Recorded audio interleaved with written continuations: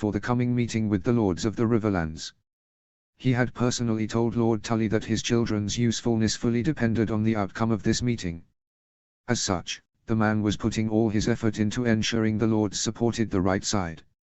"He imprisoned my son and broke guest right," Ricard replied simply. Tytos whistled lowly. "So the rumors were true?" "Rumors?" Lord Stark asked. "A rumor had been running around that Tully angered you, so you took his castle in a midnight storm. The fact that all of his children were escorted north certainly helped the argument." "Keep it on the quiet, Tytos. He is only cooperating because we have his children." Tytos bowed his head. "Of course," he said as he took a sip of his wine. Up the front, the now cockless wonder had managed to get himself organized and had called the meeting to order. He was blathering on about things that Ricard had no care for, so he left Lord Tytos and resumed his post in the shadows by the corner. Up the front his son sat uncomfortably, clearly unused to the attention of so many lords. How he had managed to charm the Dane girl Ricard would never know, but maybe he had more of his brother in him than he had originally thought. Truth be told, he was very proud of his second son, and though he doubted Ned would be able to do it, if he could get past his blasted honor he could easily be feared by his enemies as a deadly opponent in whatever game these Southerners wanted to play. As his father had said to him upon meeting Brandon and Ned, "A wild wolf is dangerous but a quiet wolf is deadly." Thinking of Brandon soured Ricard's attitude very quickly. Mournfully, he thought of the eldest son he had lost, his firstborn, the heir of a line that was 8,000 years old. The room was filled with laughter suddenly in response to something someone had said, but Ricard found himself back in the throne room, the laughter of the spectators echoing around him. His son knelt next to him, bloodied and bruised but alive. As if on cue, his son's handsome face melted into the snarling head of a wolf, and he was in his arms looking up at the wolf. Behind the wolf's head, green fire burned, yet the echoes of laughter still surrounded him. Laughter consumed his ears, a harsh cackling filling the air around him. Faces swam in front of him, all those who he had laid eyes on that day. He screwed his eyes shut in an attempt to dispel the demons of his past, but they merely appeared in his mind's eye. He needed to get out. Where was he? He was lost. Lost within his own mind. He tried to walk forward, but it was like walking underwater. His limbs weren't responding, and his brain couldn't seem to connect to the rest of his body. His heart thundered in his chest and the painful bite of wildfire raced up his marred skin. He needed to get out of here, wherever he was. Out of the darkness that had consumed his vision, a black raven sprung forth screaming. It had a third eye in the middle of its forehead. The burnt lord. It cackled. Lord Stark. It cackled Ricard. It cackled. Father. It cackled. Ricard felt a weight on his arm and was suddenly back in the great hall of Riverrun, surrounded by the nobility of the Riverlands. A hand rested on his arm and he looked up into the concerned face of his son. "Are you all right, father?" his son asked. Ricard struggled to his feet. Somehow he had fallen over in the confusion. Wordlessly he stormed out of the hall, ignoring the looks the Southerners were giving him. He made it outside to the fresh air and noticed the godswood in the distance. He barely managed to make it before letting out the guttural scream that was consuming him from the inside out. "Make them pay." The words came as a whisper upon the wind, and it took Ricard back to a dimly lit cave, far beneath the convoluted rush of King's Landing, to the dying words of his son. Tears streamed down Ricard's face as he looked up at the stars. The tears trickled down his broken, marred cheeks, dripping off and falling onto his grotesque hands. Footsteps echoed behind him and he turned to observe Ned standing there a bit apprehensively. He didn't say a word, instead just came to stand beside him and observe the stars with him. Up there, somewhere, Brandon drifted, watching over them. One day Ricard would be able to look down and think of Eris and the hellfire he would reside in. Chapter 28, Eddard X, Battle of Stony September. Summary. The Battle of Stony September is finally here. Chapter text. The knight had arrived a week ago, and bore news of the gravest countenance. Robert Baratheon was wounded and currently hiding in the town of Stony September. Worse, he was being pursued by Jon Connington, the new hand of the king, and a royalist army. Ned and his father had left at once, taking 35,000 Northerners and 15,000 Riverlords, along with the gathered remnants of Robert's host, some 3,500 men. In total it was over 50,000 men who were currently descending on the small town where Conington's host was camped. The Northern cavalry had already engaged a probing force that Conington had sent out to test their mettle. Within the town, Ned could see Conington order his troops into defensive formations. Archers were taking the roofs and pikesmen were lining the streets. Other men were frantically searching the houses, looking for Robert and his remaining retinue. What Conington didn't realize, however, was that the town had already fallen and Robert had already been whisked away. 1,000 men of Ned's host were underneath the town, preparing to storm out and open the gates. He looked over to where his father was finalizing the battle plans with Jonarin and Brynden Tully. Hoster had been left back in Riverrun, under the care of some of his father's most loyal soldiers. His father donned a steel helm, and Ricard was gone, in his place the brutal Burnt Lord. He mounted his horse and rode over to where Ned and Denizorin were waiting. Once again Ned would be leading the vanguard into the town, and where ironically the fighting would be thickest. "Are you ready?" the Burnt Lord asked. Ned nodded, not trusting himself to speak. In the town below the bells had begun to ring, tolling out across the land. As if they had summoned him, Robert Baratheon appeared next to him, wielding a warhammer, and wearing his antlered helm. Ned turned to Robert. "You don't mean to fight, do you?" Robert shrugged. "Why not? I thought your arm was injured." "It is. Don't stop me from swinging my hammer though." Ned grunted in reply. If Robert wanted to be stupid, let him. He could hold his own in a fight. "Is Conington still there?" Robert asked. "Yeah," Ned replied as he handed him the spyglass. "Check the square. Near the fountain." Robert lifted the device to his eye and grunted once he had found him. "He's mine," he said as he passed back the spyglass. "You're welcome to him," Denai said with a shaky grin. "Good," Robert replied. "What's the plan?" "We will lead the foot soldiers into the town, while our troops already in the town will open the northern gate, and subdue the archers on the walls.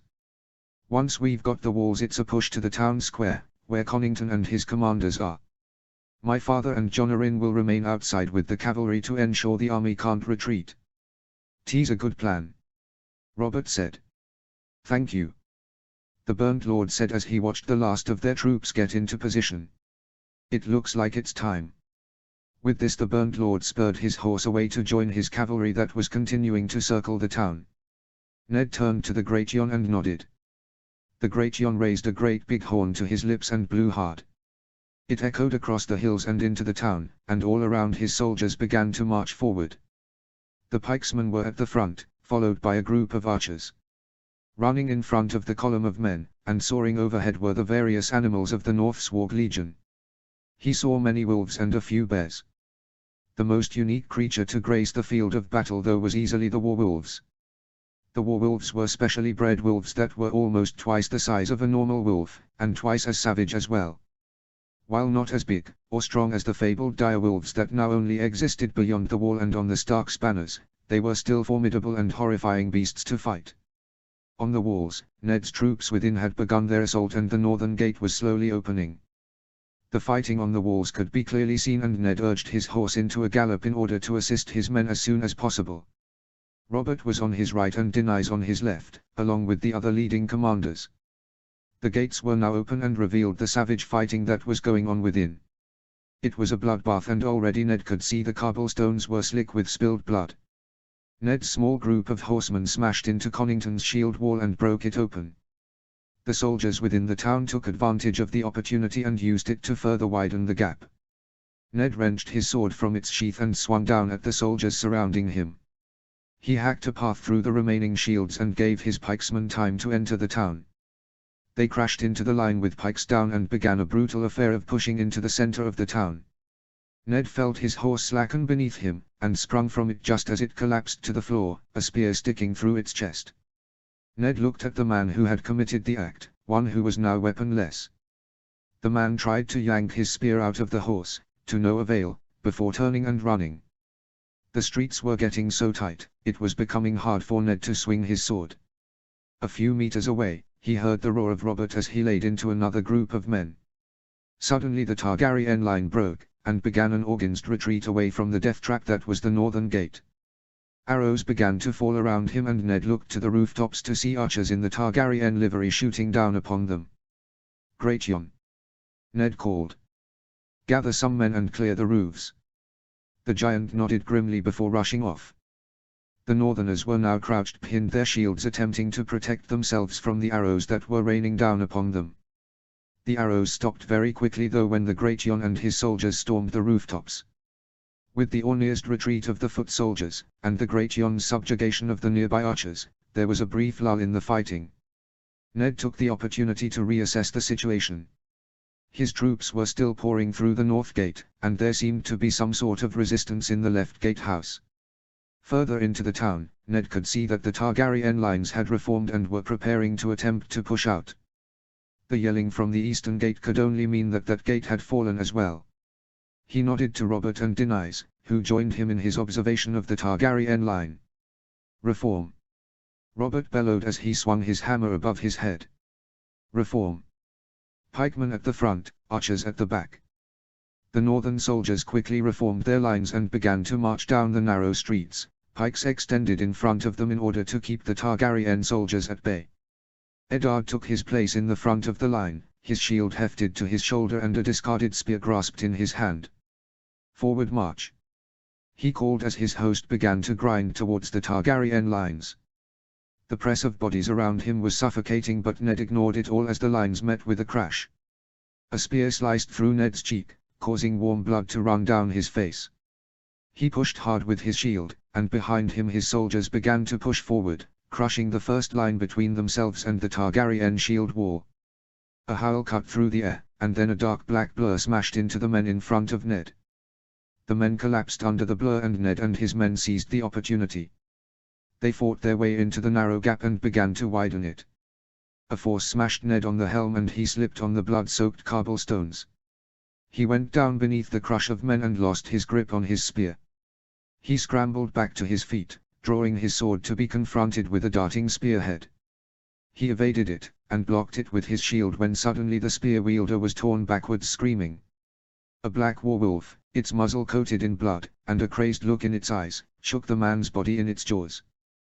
The man's leg detached from his torso with a sickening crunch.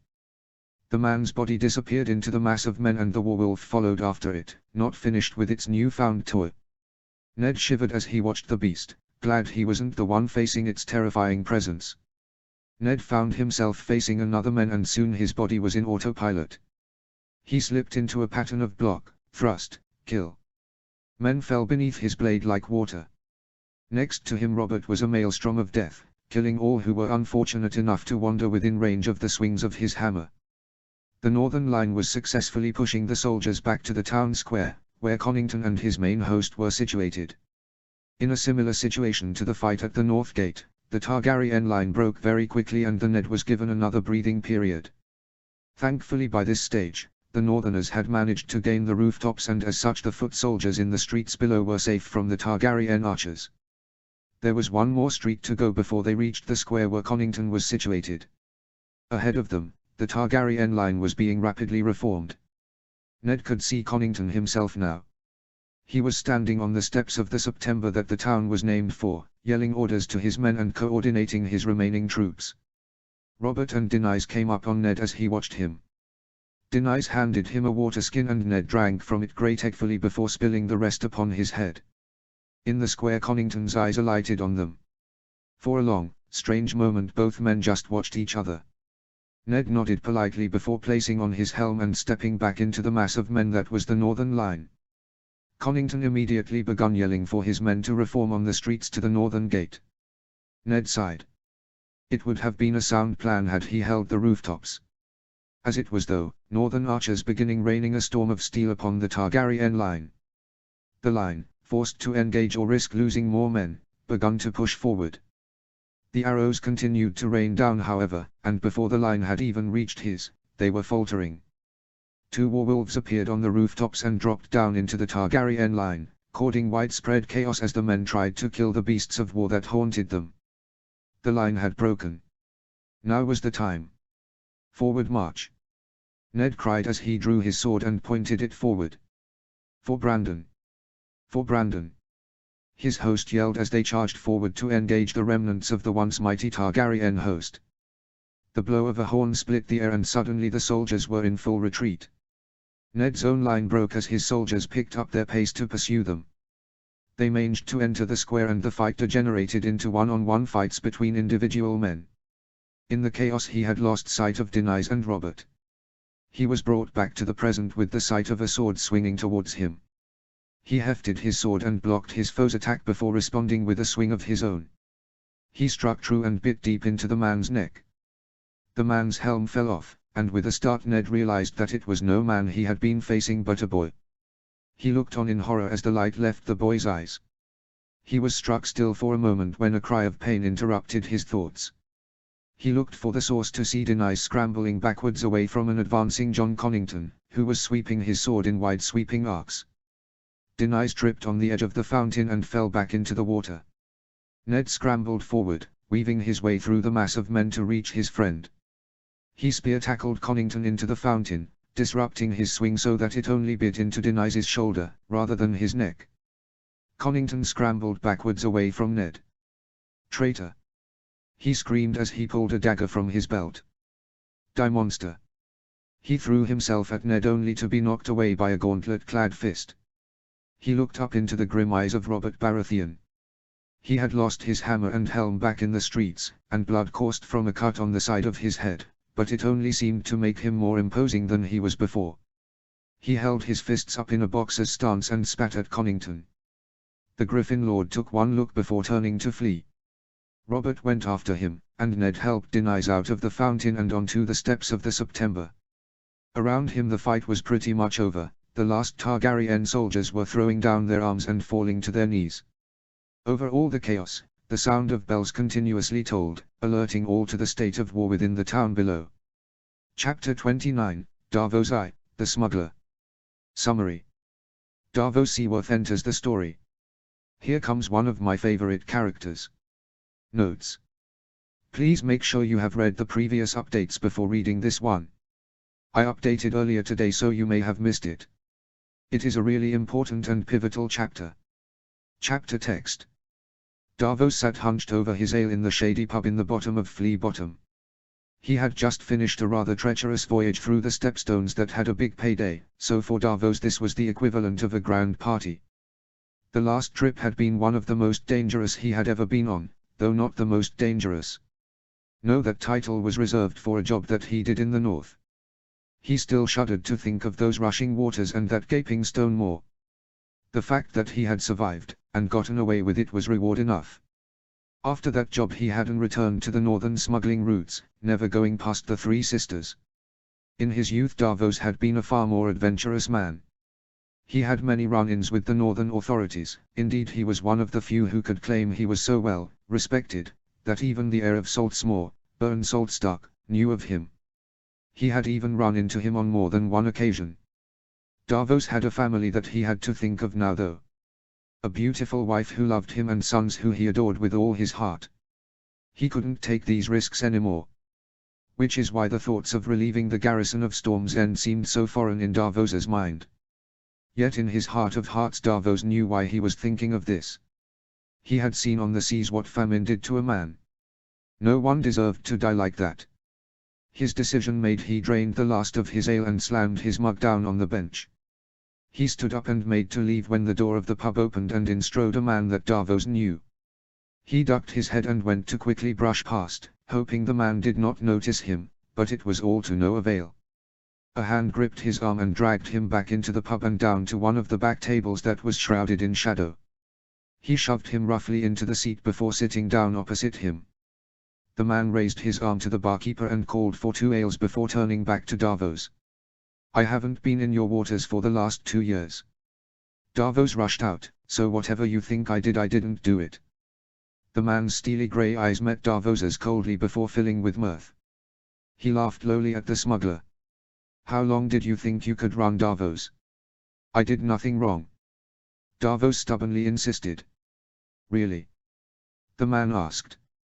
Didn't refuse to pay your way like the rest of the captains that use the river under my control. Davos paused.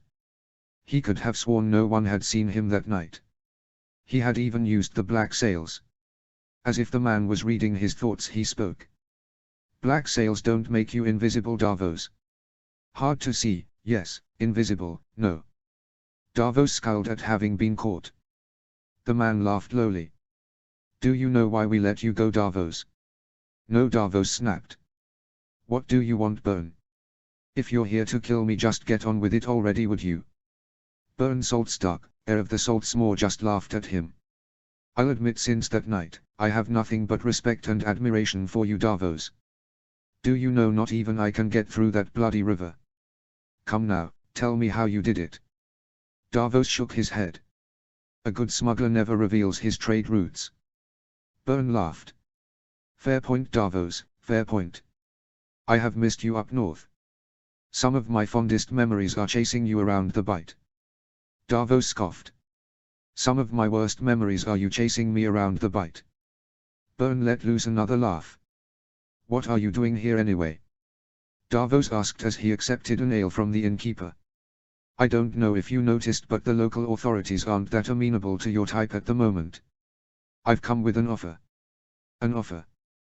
Davos asked, surprised. Yeah.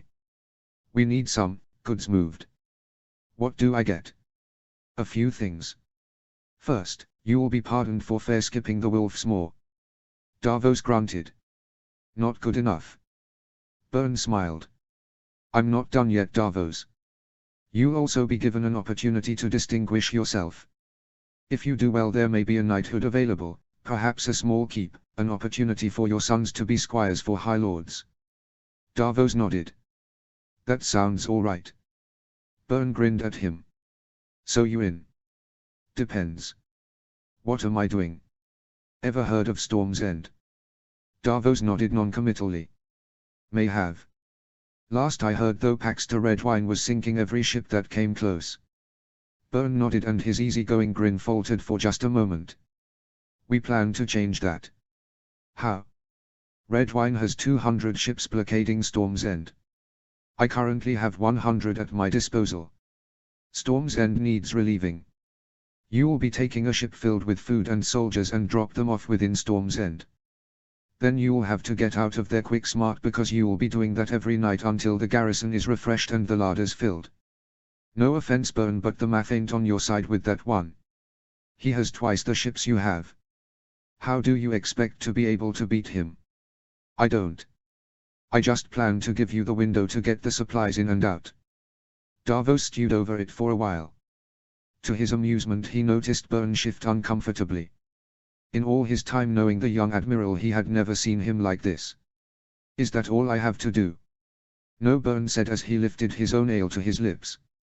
Once that is done, I have a personal request. Personal request? Yeah. I have some friends in King's Landing that will need to leave before the siege. I'll tell you the details of that one later, though. Davos nodded. Well then, what are we waiting for? Byrne grinned at him. That's the spirit. Keep that up when you're trying to outrun Paxter Redwyne's war galleys, and the war will be over in no time. Davos shrugged. It always seemed to work when I was outrunning you, so I don't see why it shan't work on another uppity lord. It was Davos's turn to laugh this time as he watched Byrne's grin twist into a skull. Chapter 30, Jaime 3, Roriger's Return. Summary. Roriger returns to King's Landing to receive his news from a strange source. Leave a comment and tell me what you think. Chapter text. Roriger Targaryen rode in the gates of the Red Keep like a returning conqueror and surrounded by a Dornish host. Jaime watched from his post next to Aerys as Roriger dismounted and approached his father. Suspiciously absent from Roriger's side was Sesdrold, Oswell and Arthur.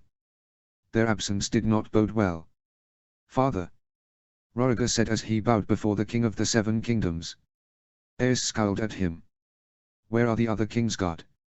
Where is Sir Arthur and Oswell? Where is the Lord Commander of my Kingsguard? He snapped. Roriger smiled consolingly. I have dispatched them on a very important mission. Aerys regarded him suspiciously. What game are you playing at, boy? Nothing, father. I am your loyal servant, as always. Aerys continued to scowl at him before dismissing him with a wave of his hand. I expect to see you at the small council meeting in half an hour. Rhaegar nodded and got to his feet before walking away. Aerys shuffled away and Jaime followed in his wake. The smell of perfume filled the air and Varys made his presence known. "My king," Varys said as he bowed low before Aerys. Aerys smiled at the eunuch. "What news does my favorite eunuch bring me today?" Varys tittered. "A rather important northern lord was in the city a few days ago." Aerys frowned. "Who was it? What was he doing? Did you kill him?" Varys giggled. "It was a certain Bern Saltstark, the heir to the Saltsmoor. As to what he was doing, he was chasing down a small-time, but rather successful smuggler." "Smuggler? What did he want with the smuggler?" "It seems that this smuggler managed to pull off an impossible feat a few years ago. He managed to get through the Wolf's Moor, without a pilot." Aerys' eyes lit up. "Where is this smuggler? We can use him to take back the Wolf's Moor. We can rename it something better, like the Dragon's Moor." Aerys cackled, clearly pleased with himself. Varys sighed sadly. "Alas, your majesty, the northerner took him with him when he left King's Landing, though what for no one knows." Aerys scowled, upset at how quickly his plans had been derailed. "I want him dead. I want them all dead. I want them to burn. Burn them all." Aerys shuffled away, muttering to himself. An hour later Jaime was standing by the wall of the small council chambers while the lords of the small council argued amongst themselves. There were 8 seats in the room, but only 6 of them were filled. The first was filled by Aerys. To his right sat Rhaegar, and the seat to his left, the seat of the Hand to the King, was empty. Normally Jon Connington would be sitting there, but no one had heard from him since he had sent back a rider saying he was engaging a northern host at Stony September, where Robert Baratheon was said to be hiding. Next was the Master of Coin, Carlton Chelstead. Next to him was the Master of Laws, Simon Staunton, who sat across from Lucerys Valerian, the Master of Ships. Varys sat next to him, who sat next to Grand Maester Pycelle. The last chair, which was also empty, belonged to Sidrold, but only Rhaegar knew where he was. "So what has happened to Jon Connington's host?" Rhaegar asked Varys as he reached for the wine pitcher in the middle of the table. "I don't know, your grace. My little birds have been strangely silent." Rhaegar scowled at the Master of Whispers. His dislike for the Essozi was well known. "What use is a Master of Whispers who does not know?" "I know much, my prince," Varys simpered. "But I don't know everything." "Well, what do you know?" Rhaegar asked. "I know that the rebels—" "Traitors," Aerys barked. "Traitors," Varys conceded, "have gathered a host on the northern bank of the Trident, in preparation for a concerted push towards King's Landing. The Riverlords have declared for Starks, with the exception of the Daenerys, Wents and their bannermen. Robert led a Stormlord host north before being waylaid by first Mace Tyrell and then Jon Connington. Robert split from his host and fled west, while his host continued north. Connington pursued Robert, and his host managed to make it to the traitor's northern host. What of the troop numbers? The North is said to be able to field 20,000 men. Whether or not this is actually true, no one actually knows. However, if their involvement in previous conflicts is anything to go by, this is either a slight exaggeration or the Northerners never sent their true strength. The Vale has managed to pull together another 20,000 men. The Riverlords are split and as such only managed to field some 10,000 men. Robert's host was said to be 3,500 strong. By the time they meet you in battle, wherever that may be, they will number at maximum about 53,500 men. If Connington manages to defeat them at Stony September, however, you will only be facing the 20,000 men that are camped on the Trident, who are currently under the command of Bronze Yohn Royce and a northern lord who I have never heard of." Rhaegar nodded. "How many men can we field?" "Including Connington's host, perhaps 55,000 from the Dornish host you brought and the Crownlands levies. But Mace Tyrell has another 100,000 men of the Reach." Rhaegar nodded. "So what should we do?" Lucerys Valerian was the first to speak. "Engage their forces on the Trident now before they can properly organize. We already outnumber them by 2,500 men, if not more. By now Conington should have blooded them, if not defeated them at Stony September. Strike at them now, while they are still unorganized. And if they defeat us on the Trident? Carlton Chelstead asked. Lucerys Valerian shrugged. Mace has another 100,000 men sitting down the King's Road outside of Storm's End. Just call for them. Roriger nodded. That could work. If only we knew what happened to Conington's host. Up in the rafters a raven cackled. Jaime glanced up at the noise and his heart almost stopped in his chest. A white raven sat there looking down at him with intelligent eyes. With intelligent grey eyes. Eyes that he hadn't seen since. He drew his sword in a rush and jumped in front of the king. The raven just caught as though it was amused and tilted its head at him. It soared down to the table and landed in front of Grand Maester Pycelle. Jaime went to swat it with his sword, but was stopped by Roriger. Look. Roriger said as he pointed at the raven's legs. 2 scrolls were tied around its legs. He turned to the Grand Maester and gestured at the raven. What are you waiting for?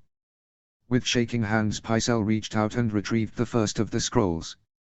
He unscrolled it with shaking hands and began to read aloud. To the Mad King and all his sycophants.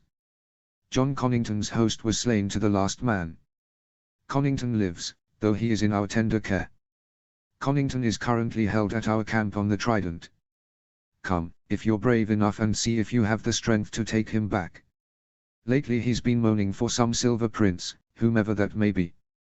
To the Mad King, the one that was once called Aerys Targaryen. Winter is coming for you. First though I will make sure you feel my pain. You will feel the anguish I had to go through. You will feel everything from my perspective, and I will build a monument to last the ages and remind the world why you do not provoke House Stark.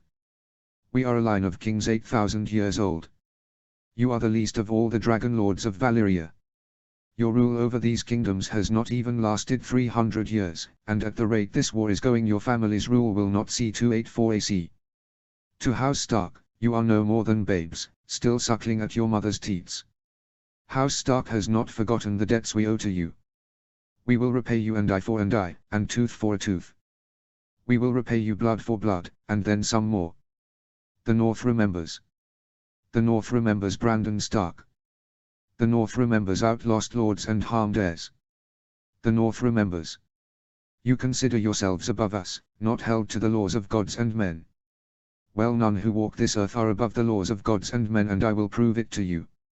I will cast you from the throne that was forged in fire and blood and destroy the last gasps of Valyria. You will find that your dragon fire does not warm so well in the darkness of winter. You will find that your stone walls have no defense against the winter snows. You will find that your 7 gods have no power over the Weirwood warriors. So Mad King, send your armies to die. Send your soldiers to wither in the cold. Send your heir to battle, and I will prove once and for all that the direwolf is greater than the dragon. Finally, to the rapist they call Roriger, the man who was once hailed as the savior from his father's madness. How the mighty have fallen.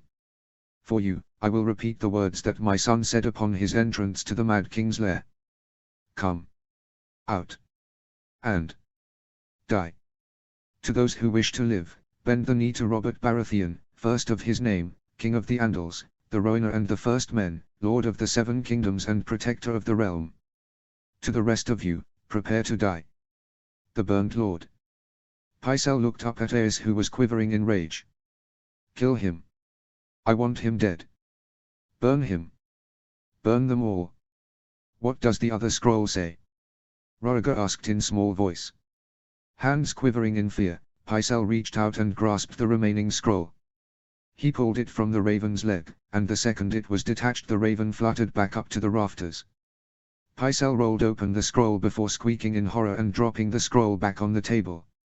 He backed away from it and began to search the room, his eyes darting to every shadow and searching every corner. Roriger reached out and unrolled the scroll for all to see. Jaime's heart quickened in his chest as he observed the simple drawing etched onto the black paper.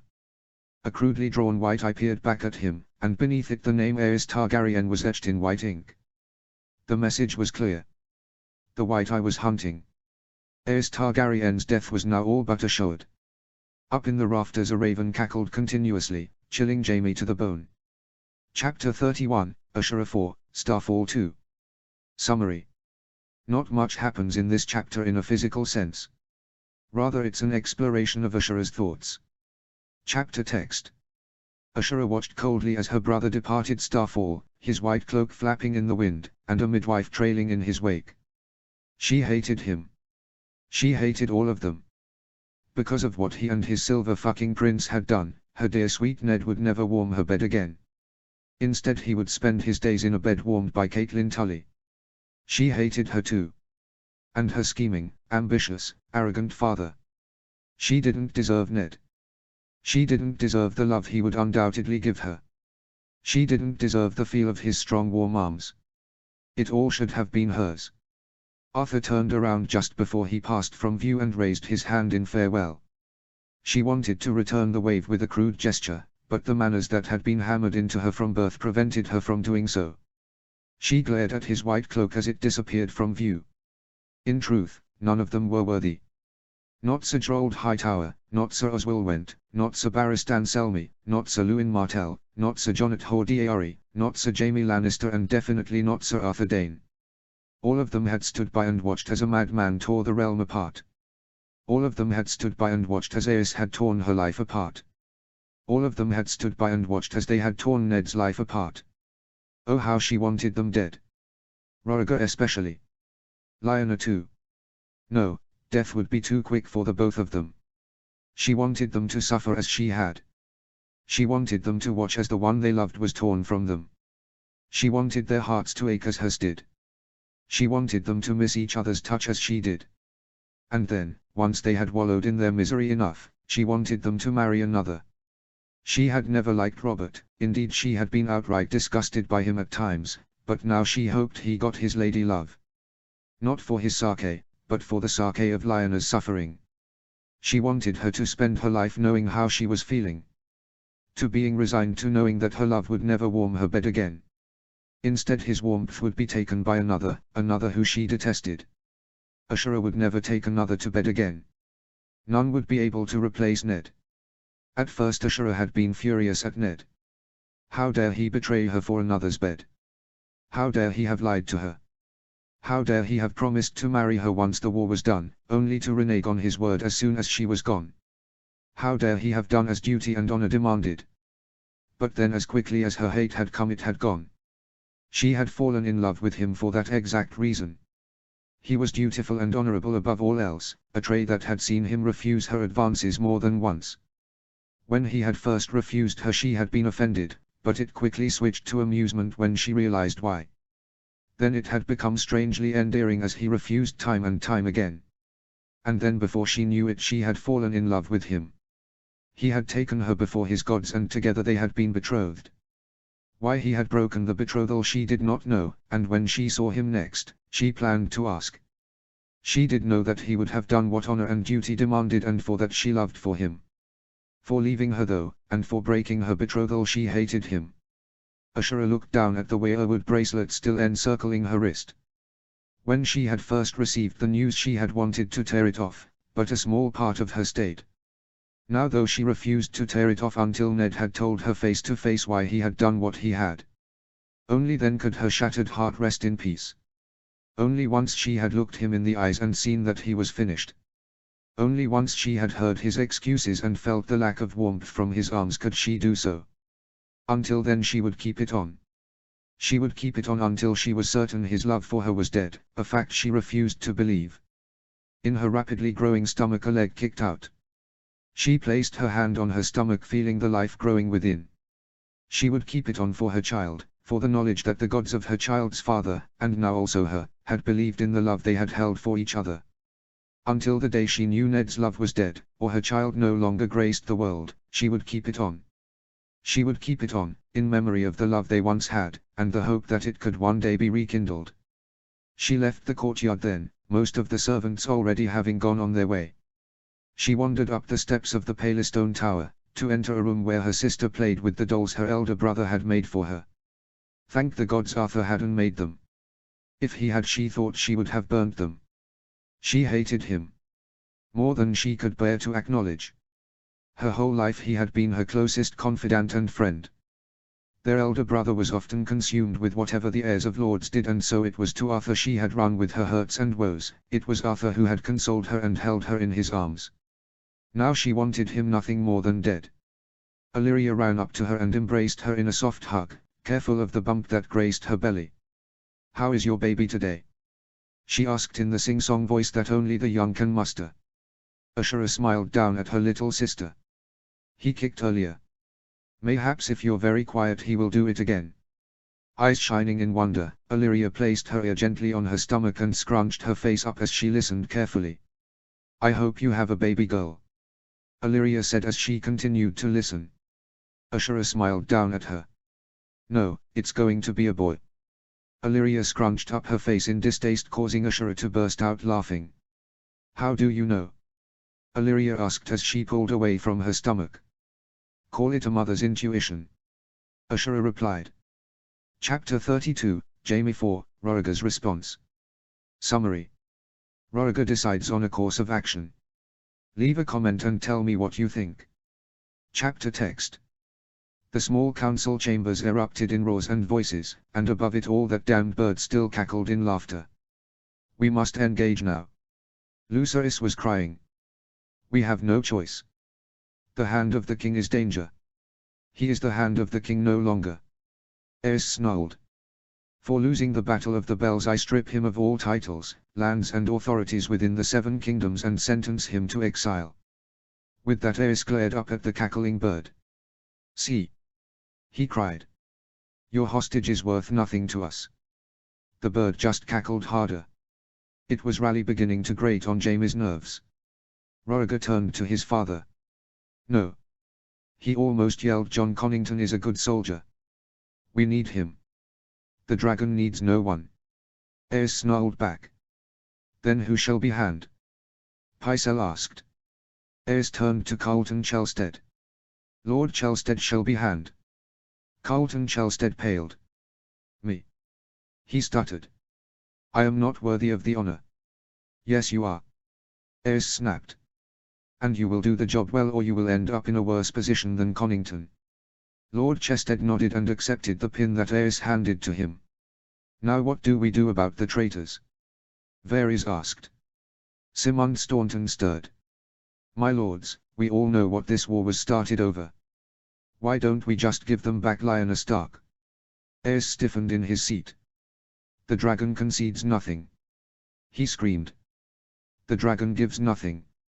Simon Staunton muttered an apology for his words and Aerys turned to Roriger.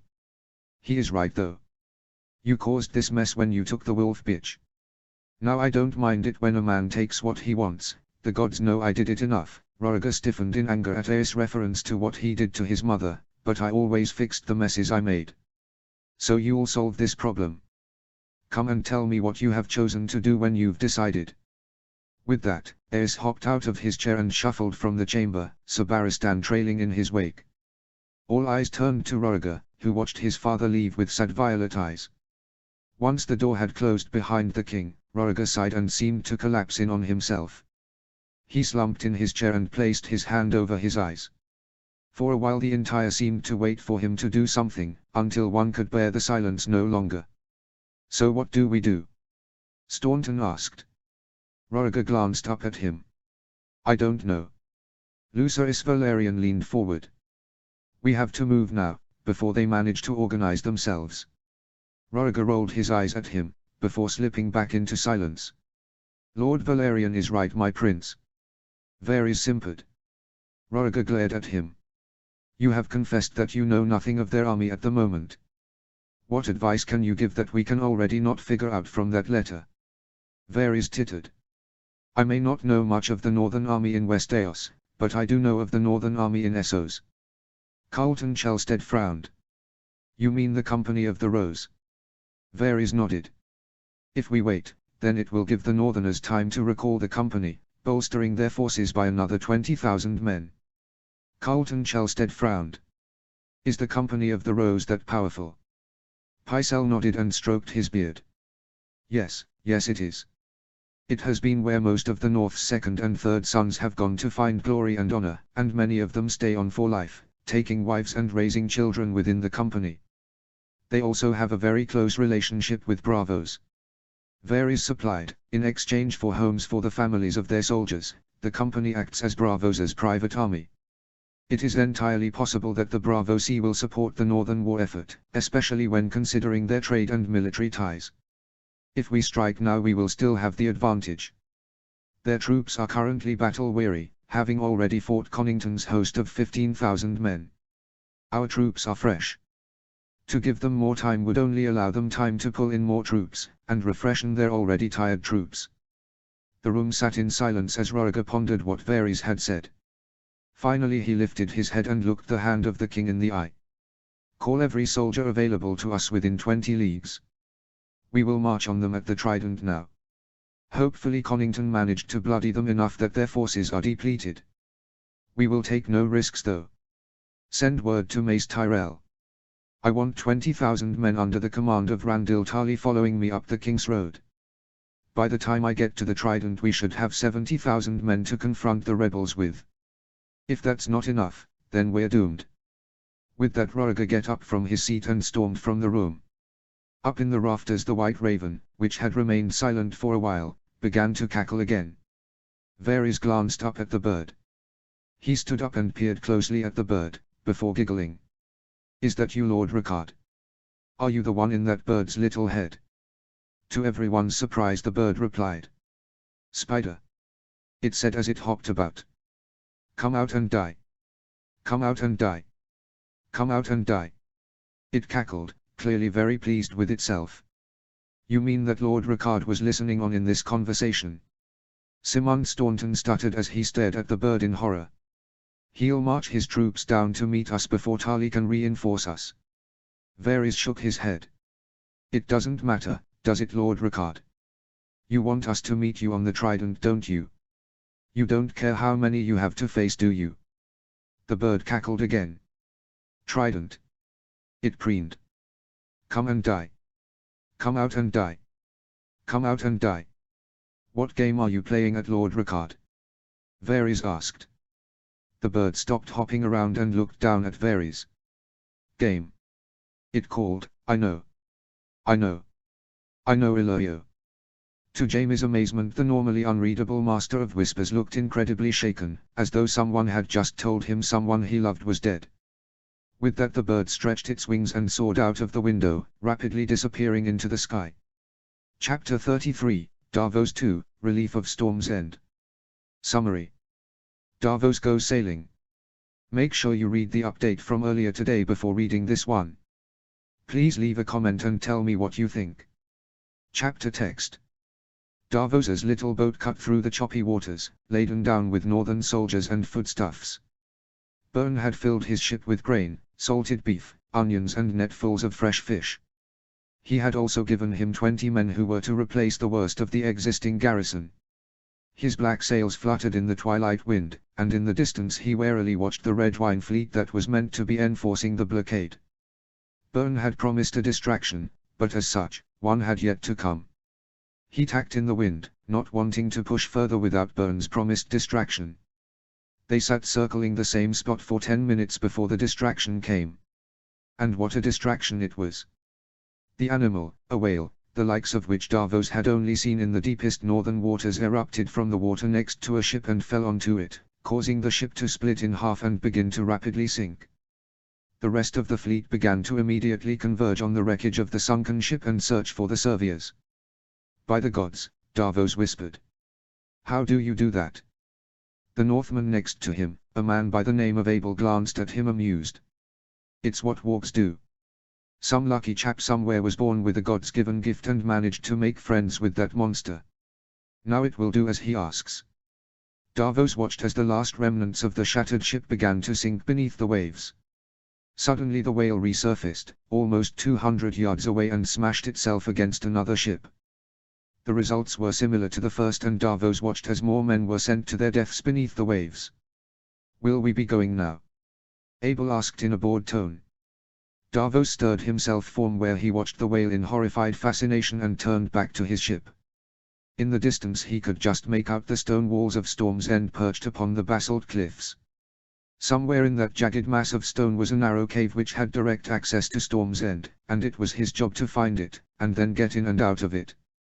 Sending a prayer up to the gods one last time, he began to pull taut the lines of his black sails, causing his ship to begin to skim lightly over the waves, towards his destination. The Northmen in the ship stirred in anticipation as they passed the sea stacks that littered Shipbreaker Bay.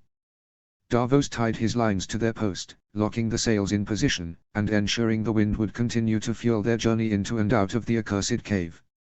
He placed his hand on the tiller and turned Aeradan one last time to see what had happened to Paxter Redwine's fleet. He wished he hadn't. The whale had sunk another 2 ships, and 3 more had somehow been set on fire. As he watched though, he saw how eagles carrying pots of burning oil were flitting through the night sky, emptying their loads on the ships. Far to the east the Northern fleet had begun to engage the Reachman fleet. While there may have been more Arbor ships that were larger and better armed, it aided them to no avail in the poor light. In many cases, it was actually working against them, as they got in each other's way. One ship had managed to break out of the gridlock of the Arbor fleet and was pursuing a smaller Northern ship.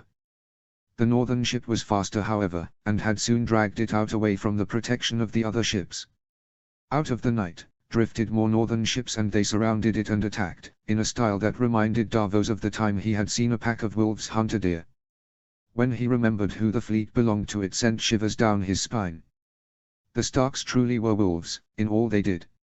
He turned back towards the front of his ship, away from the carnage behind him, and steered his little craft through the waters.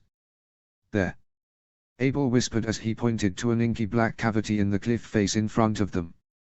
Davos nodded to indicate he had seen and began to adjust the tiller to accommodate his route. Davos's heart leapt into his throat when he felt the hull of his ship grind against the stone beneath the surface of the waves. A sea stack suddenly loomed out of the late night mist, and he was forced to swing the tiller hard to avoid a collision, causing one of the Northerners to fall into the frigid waters. He turned to Abel, who shook his head. "We need to continue," Abel said as he looked back mournfully. "We all knew the risks of this job when we volunteered. We all expected to either die of drowning or on the end of a Reachman's spear." Davos nodded numbly, still horrified by the life he had left behind. The next few minutes were spent in frantic concentration from all men on board as they searched the seas for more stone, desperate to avoid a repeat of the incidents minutes before. Thankfully it was soon over as Davos guided the craft into the small cave. Torches lit a pier which was almost 50 yards in front of them. 2 guards were standing at attention and stiffened when they saw the black-sailed craft enter the cove. Immediately they readied their weapons while shouting to their unseen companions. 4 more men rushed down onto their pier, clutching their spear tightly. As their boat drifted closer, Davos could see the emaciated frames their armor had been hiding. Clearly these men had been wanting for food for a while. "Hoa!" Abel called as he moved to the prow. "We come with men and food to relieve the castle." On the pier the men squinted suspiciously. "Who are you?" one asked. "We're Lord Stark's men. Our fleet is engaging the Redwine fleet as we speak. We don't have long before they will need to flee. Permission to land." The men on the pier collapsed to their knees in relief when they heard who it was. One of them was sobbing like a child, tears streaming down his face. "Permission granted." One managed to stutter out. Davos moved the craft forward again and pulled it up at the pier. He moved from his post and threw the ropes to the men on the pier, who immediately fixed his ship to the posts. Abel jumped from the ship and onto the pier, greeting the men with firm handshakes. "Where is Lord Stannis?" he asked. "Here," a voice replied, and Davos turned to see an incredibly gaunt man descending the staircase that led to Storm's End. His eyes were sunken into his skull, his close-cropped beard no more than a shadow across his hollow cheeks and bony jawbone. Yet there was power in his stare, an iron ferocity that told Davos that Mace Tyrell would never take this castle while Stannis was still able to swing a sword. He would fight to the last, and then some more. "Who are you?" Stannis asked as he alighted on the pier. Abel turned to him. "We're Lord Stark's men, under the command of Bern Saltstark, heir to Saltsmore and Admiral of the Eastern Fleet. What are you doing here?" "We've come to deliver food, evacuate the sick and wounded and relieve the garrison." Stannis scowled suspiciously. "You're Ned Stark's men, you say?" Abel nodded. Yes. Stannis's face twisted in distaste, as though the idea of accepting help from Ned Stark was abhorrent. I'll take the food, but none of Ned Stark's men will walk these walls. Abel stared at him in shock. But what of your sick and wounded? He exclaimed. What of your young and old? We've come to help you. Stannis stubbornly shook his head. I will not have it be said that I could not defend my own walls with my own men. One of the Northerners behind Davos scoffed. Then you'll doom all your men to die. Stannis glared at the offending man before switching his cool gaze back to Abel. I will hold my own walls. Thank you for the food, but I cannot accept your men. Abel turned to Davos, showing the same look of sad regret that had been on his face when his colleague had been washed overboard. Davos felt a sudden wave of anger and sadness. He wondered if Abel had known the man who had been washed overboard. He jumped off the ship and landed in front of Stannis. Now listen here, Lord Stannis. I didn't make my way through these waters in the dead of night, risking my life and the lives of all the men on board to have you say no. Byrne Salt Stark didn't attack Paxter Redwine's fleet when he was outnumbered by 2 to 1 for you to say no. I lost 1 man from a craft of 20. How many men do you think Byrne lost giving me the opportunity to get in here? Do you know what Abel told me when we lost our first man? He said we all knew the risks, we all knew we'd either end up drowned or on the end of a Reachman's spear. These men expect to, and are prepared to, die for you. Do not repay their sacrifice by attempting to appease whatever petty insecurities you have yourself. As soon as Davos had finished speaking, he mentally kicked himself. He had gone too far. He was just a commoner from Fleabottom, with a Fleabottom accent to boot. He had no lord's protection and this man could have him killed. You're not a Northerner, are you? Stannis asked with a curious glint in his eyes. No, Davos said as he watched him closely.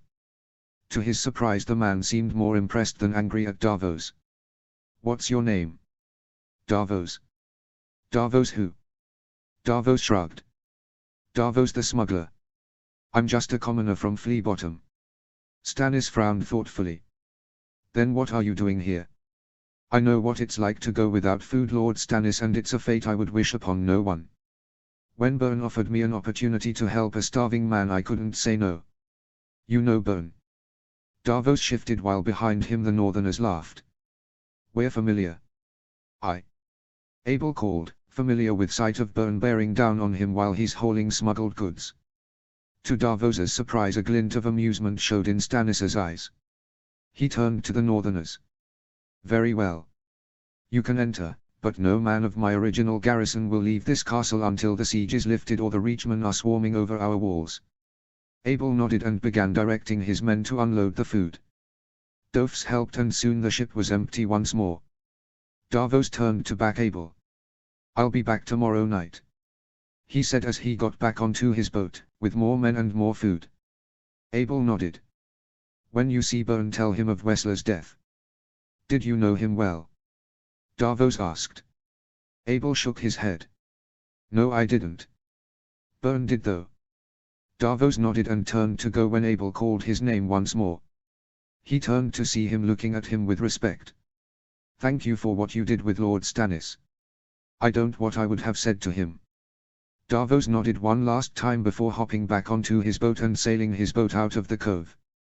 Hours later he dragged his ship ashore, miles north of Storm's End, to find Byrne Salt Stark waiting for him. How did you go? Byrne asked. Good. Davos replied. All the food was unloaded and the men went to their posts. Were there no wounded? Stannis refused to allow any of his men to leave. He said he would not have it said that he could not defend his walls with his own men. Byrne laughed. He always was a prickly bastard. Davos nodded. He does seem the type. How did you go? Byrne's smile dropped. We lost 7 ships. How many did they lose? 17.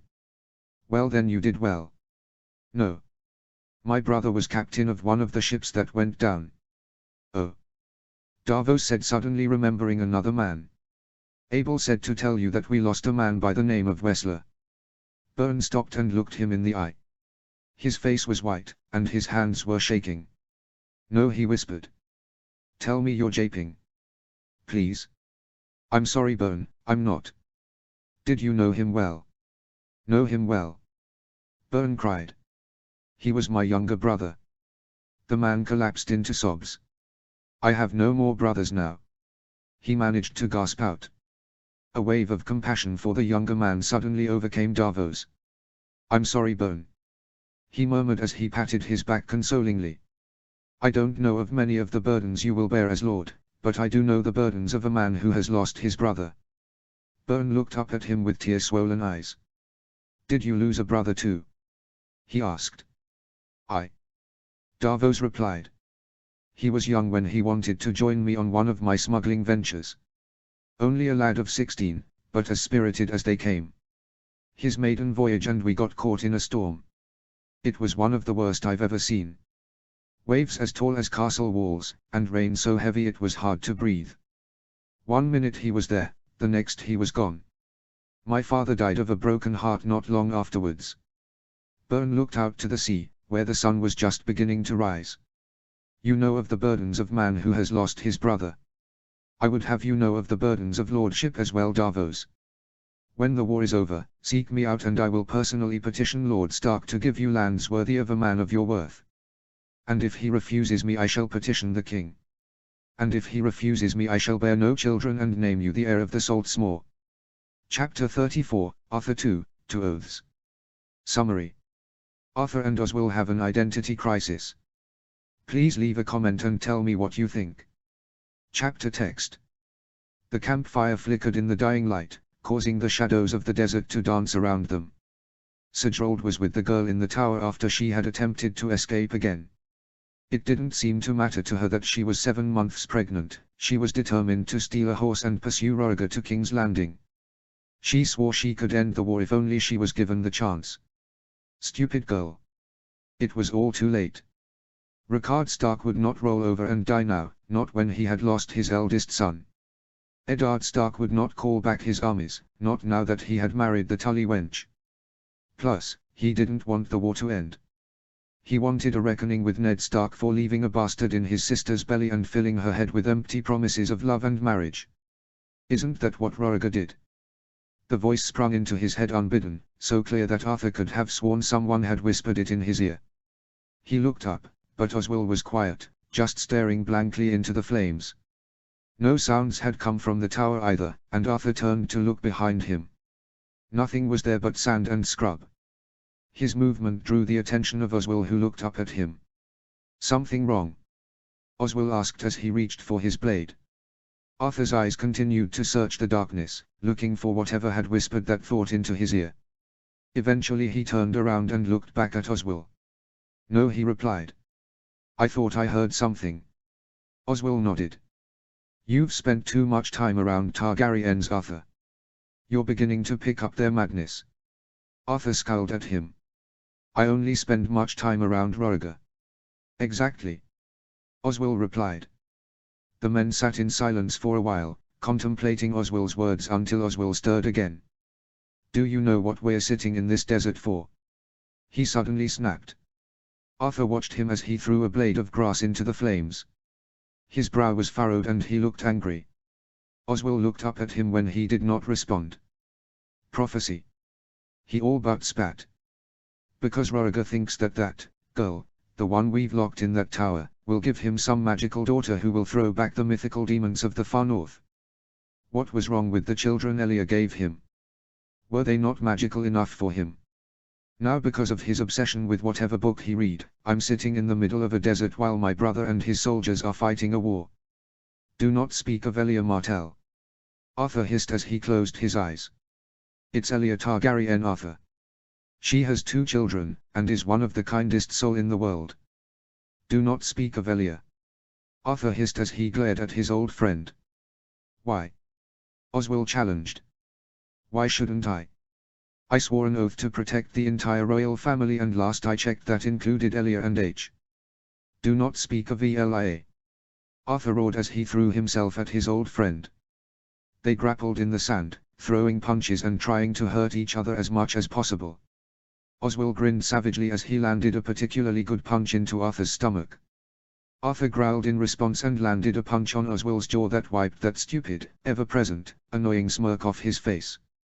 He went to punch him again when a firm grip grabbed him by the back of his collar and threw him off Oswald. "What is the meaning of this?" Sir Gerald Hightower hissed as he balled his way in between them. Neither of them answered for the longest time, just glaring at each other. "Someone better tell me right now or I'll make you two the first Kingsguard in all history to be retired." With a smile as blinding as it was fake, Oswald turned to Gerald and grinned. Why, it was only a friendly scrap between old friends trying to keep up their brawling skills while stuck in the middle of the desert. Gerald squinted at Arthur suspiciously, who forced a shaky grin to his face and nodded along with Oswald. It would do no good for Sir Gerald to know what the fight had really been over. Nothing good would come of the White Bull knowing Arthur's private thoughts. That could only lead to more problems, and the gods knew they already had enough. Sir Gerald glared at the both of them before turning away. "I better not catch you doing it again. If you want to practice something, practice your swordplay." "Of course, Lord Commander." Oswald yelled at Sir Gerald's retreating figure before turning back to Arthur with a glare so mean it could melt ice. He turned back to the fire and began to poke at the shifting coals. Arthur resumed his seat on the other side of the fire and pulled out Dawn from its gilded scabbard. He picked up his whetstone and began to run it down the milk glass blade, letting the rhythm run through him, allowing the sound to fill his ears. Already he could feel himself calming down. The blood was no longer rushing through his ears as fast and his hands were no longer trembling. "I'm sorry," he said as he looked at Sir Oswald. Oswald glanced up but otherwise continued to ignore him. The two sat in silence for a long while, listening to the desert come alive around them. "Why?" Oswald asked, breaking the tranquility around them. Arthur shifted his gaze away from the stars and back to Oswald. He sighed and lay back on the sands. "I loved her," Arthur replied wistfully. "I loved her and she loved me. If I remember her, I fear I may not remember my oaths. I learned long ago that she and my oaths cannot coexist. So I chose my oaths, and the more I think about her the harder it is to abide by them. I fear that if I spend too much time thinking about her when the time finally comes, when whoever comes to get her comes, I will not fulfill my oaths." Oswald sighed. "Will you stop them or let them pass?" "That's what I fear. If Roriger returns, I fear all he will find is blood and bones. He will find a missing babe, a dead mistress and an absent sword of the morning. And if someone else comes, I'm afraid I'll let them pass." Arthur thought for a minute. "Apart from Ned Stark, I will never let pass. That one is personal." Oswald grunted in reply. "To oaths," he mocked as he raised his water canteen. "To oaths," Arthur replied as he raised his own. Minutes later he heard yelling from the tower and rolled his eyes. She was clearly upset over something. He turned to the tower to see her descending the rickety staircase, her belly swollen with Roriger's offspring. Oswald groaned. "How far do you reckon she's going to get now?" Arthur laughed mirthlessly. "I just want some air. You haven't let me out of the tower in 2 weeks." She was screaming. "And for good reason." Sir Gerald screamed back. "The last time you were out of the tower you tried to steal a horse. Just give me 10 minutes. Sir Gerald rolled his eyes, clearly exasperated with the girl. "Sir Arthur," he called. Arthur scrambled to his feet and grabbed his sword. "Yes. Take the girl for a walk." "Me?" Arthur asked incredulously. "Yes, you." "Why me?" "'Cause you swore an oath to obey your Lord Commander and I'm telling you to." Arthur turned to Oswald, who smirked and raised his canteen. The words passed unspoken between them. "To oaths." He raised his canteen back to Oswald and went to do as his Lord Commander bid. She had reached the bottom of the stairs by the time he had gotten there, and he held out an arm for him to grasp. She refused and made her way to the desert floor by herself. Sighing in exasperation, he followed her off into the desert. She walked for 5 minutes until the campfire was a tiny speck behind them. "Did you grow up near here, Arthur?" she asked suddenly, catching him off guard. "Yes," Arthur replied shortly. He had no wish to engage in conversation with this girl, and he hoped she understood that. Unfortunately, it seemed she did not get the signs, or she just chose to ignore them. Weren't you hot? It gets so hot here during the day. Nothing like back home in Winterfell. I miss the cold of Winterfell. Maybe you should have stayed then. Arthur spat. The girl had the cheek to smile at him. I fear I have done something to cause you to be upset at me. Please tell me if I have. Upset me? Arthur asked, his eyebrows. Yes, you have upset me. Because you chose to run away with Rhaegar, the realm is in a state of war. Because you chose to run away, my brother and father will soon be on the field of battle fighting your brother and father. Because you chose to run away, my sister will never get to marry the man she wants to. Instead, he was married to your dead brother's betrothed, also your father could have his troops. So excuse me if I seem a little bit cold, but you have doomed thousands of men to death and just as many women to mourning because you could not resist a pretty face and a silky voice. To Arthur's great surprise, his words seemed to stir something in the girl, whose face drained of color and tears sprung into her eyes. I know what I have done, she said hoarsely. I know who I have doomed to death. But there is war coming, one my child will be key in. Arthur's jaw clenched when he heard those words. He turned his head away from her in order not to murder her. How could she be so callous about it? Did she not see what Rhaegar was? I have known Rhaegar for far longer than any other man on this earth. I know his innermost thoughts, his greatest insecurities and his proudest moments. For many of them I have been beside him. I know him better than I know my own brothers and sisters. As much as it pains me to say this, you are reciting the words of a madman. Rhaegar may not have the madness of his father, but he has a madness regardless. He is a better mummer than Aerys, which is all. The words he speaks are lies. You have doomed us all for nothing. The girl's bottom lip quivered. Arthur bowed low. So my queen, he all but spat, I believe it is time to return to the tower. He turned to go when he was stopped by a whisper so faint he didn't think he had heard it at first. Excuse me? He asked with a frown. Thank you, she said with a quavering voice. Thank you? He asked. Thank you for what? For telling the truth to me, she replied as she lifted her chin high, daring him to contradict her. Thank you for telling me the truth when no one else would. Arthur swallowed before nodding. If only you had have realized the truth back at Harrenhal. If only, Lyanna murmured before setting off in the direction of the tower. Arthur trailed in her wake, his insides torn at the betrayal he had just committed. Forgive me, Rhaegar, he thought, but someone needs to save you two from yourselves. Chapter 35, Jon 2, The Wolves of War. Chapter text. Jon Arryn walked towards the command tent of the rebel host that was camped upon the Trident. They had managed to consolidate much of their forces, and their host now numbered 83,500 men. The bulk of their forces, some 50,000 men, were all northerners. Furthermore, Rickard Stark had sworn he had more men to the east and west, as well as a spare 40,000 sitting back home in the north. Truth be told, the armies the North could field were staggering, and Jon was glad that he was not on the Targaryen's side. What's more, the armies the North fielded were professional, hardy and well-trained men. Indeed, in a conversation with Ned, he had been informed that all boys in the North are trained with the bow from 5 years of age, the spear from 10 years of age, and a weapon of their own choice once they had turned 15. Many had chosen either the sword or the axe. It seemed as it was clearly the most prevalent weapon amongst the Northerners. Even stranger though was the women that lived, ate and trained alongside the male counterparts. Many of them were from some place called Bear Island, it seemed, and they were just as hardy as the men, if not more so. As he approached the command tent, he observed the 2 silent sentinels that stood guard. Both of them were members of a northern institution called the Weirwood Warriors, and they terrified Jon. He had seen them in the practice yard, and they were maelstroms of destruction, with not even Robert able to hold his own against the smallest of them. Furthermore, each of them was accompanied by a fearsome wolf, and the higher-ranking members often had other animals as well.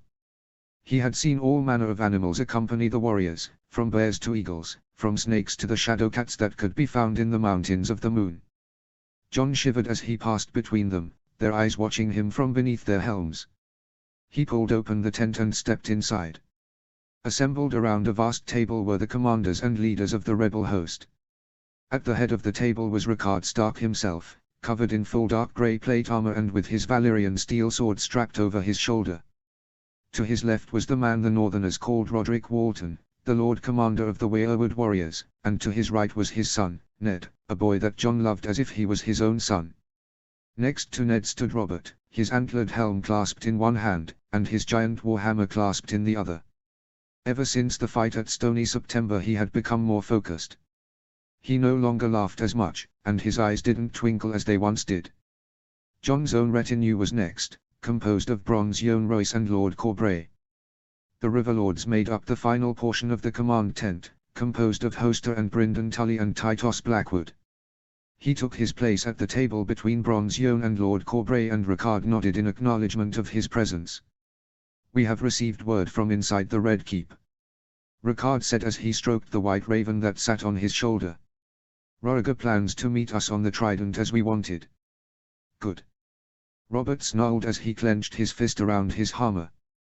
"Just give me a shot at him and he'll fall." Ricard glanced at the young lord but continued as though he hadn't interrupted. "He has 55,000 men from Dorne and the Crown Lands as well as the Southern Riverlords and Northern Stormlands. On top of that, he's called for a further 20,000 men from the Mace Tyrell's host at Storm's End. They plan to meet just before they arrive at the Trident. We still outnumber them," Lord Hoster said, "and we have the advantage of having gotten to choose the battleground." "You're right," Ricard conceded, "but how many more men will we lose if we allow their host to converge?" Hoster grunted in response before taking a swig of his ale. "So what do you suggest we do?"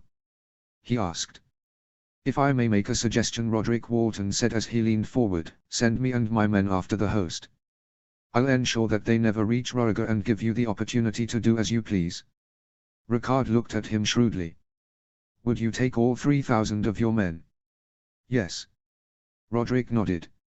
At this Lord Corbray burst out laughing. "You think you can take down a host of 20,000 men with only 3,000? "Yes," Roderick said, clearly unperturbed. "You're crazy," Lord Corbray exclaimed. "You'll be leading your men to an early grave. Men we could better use here." Robert laughed darkly. "The only men heading to an early grave will be the Reachmen. I've seen these men fight and they fight like gods among mortals."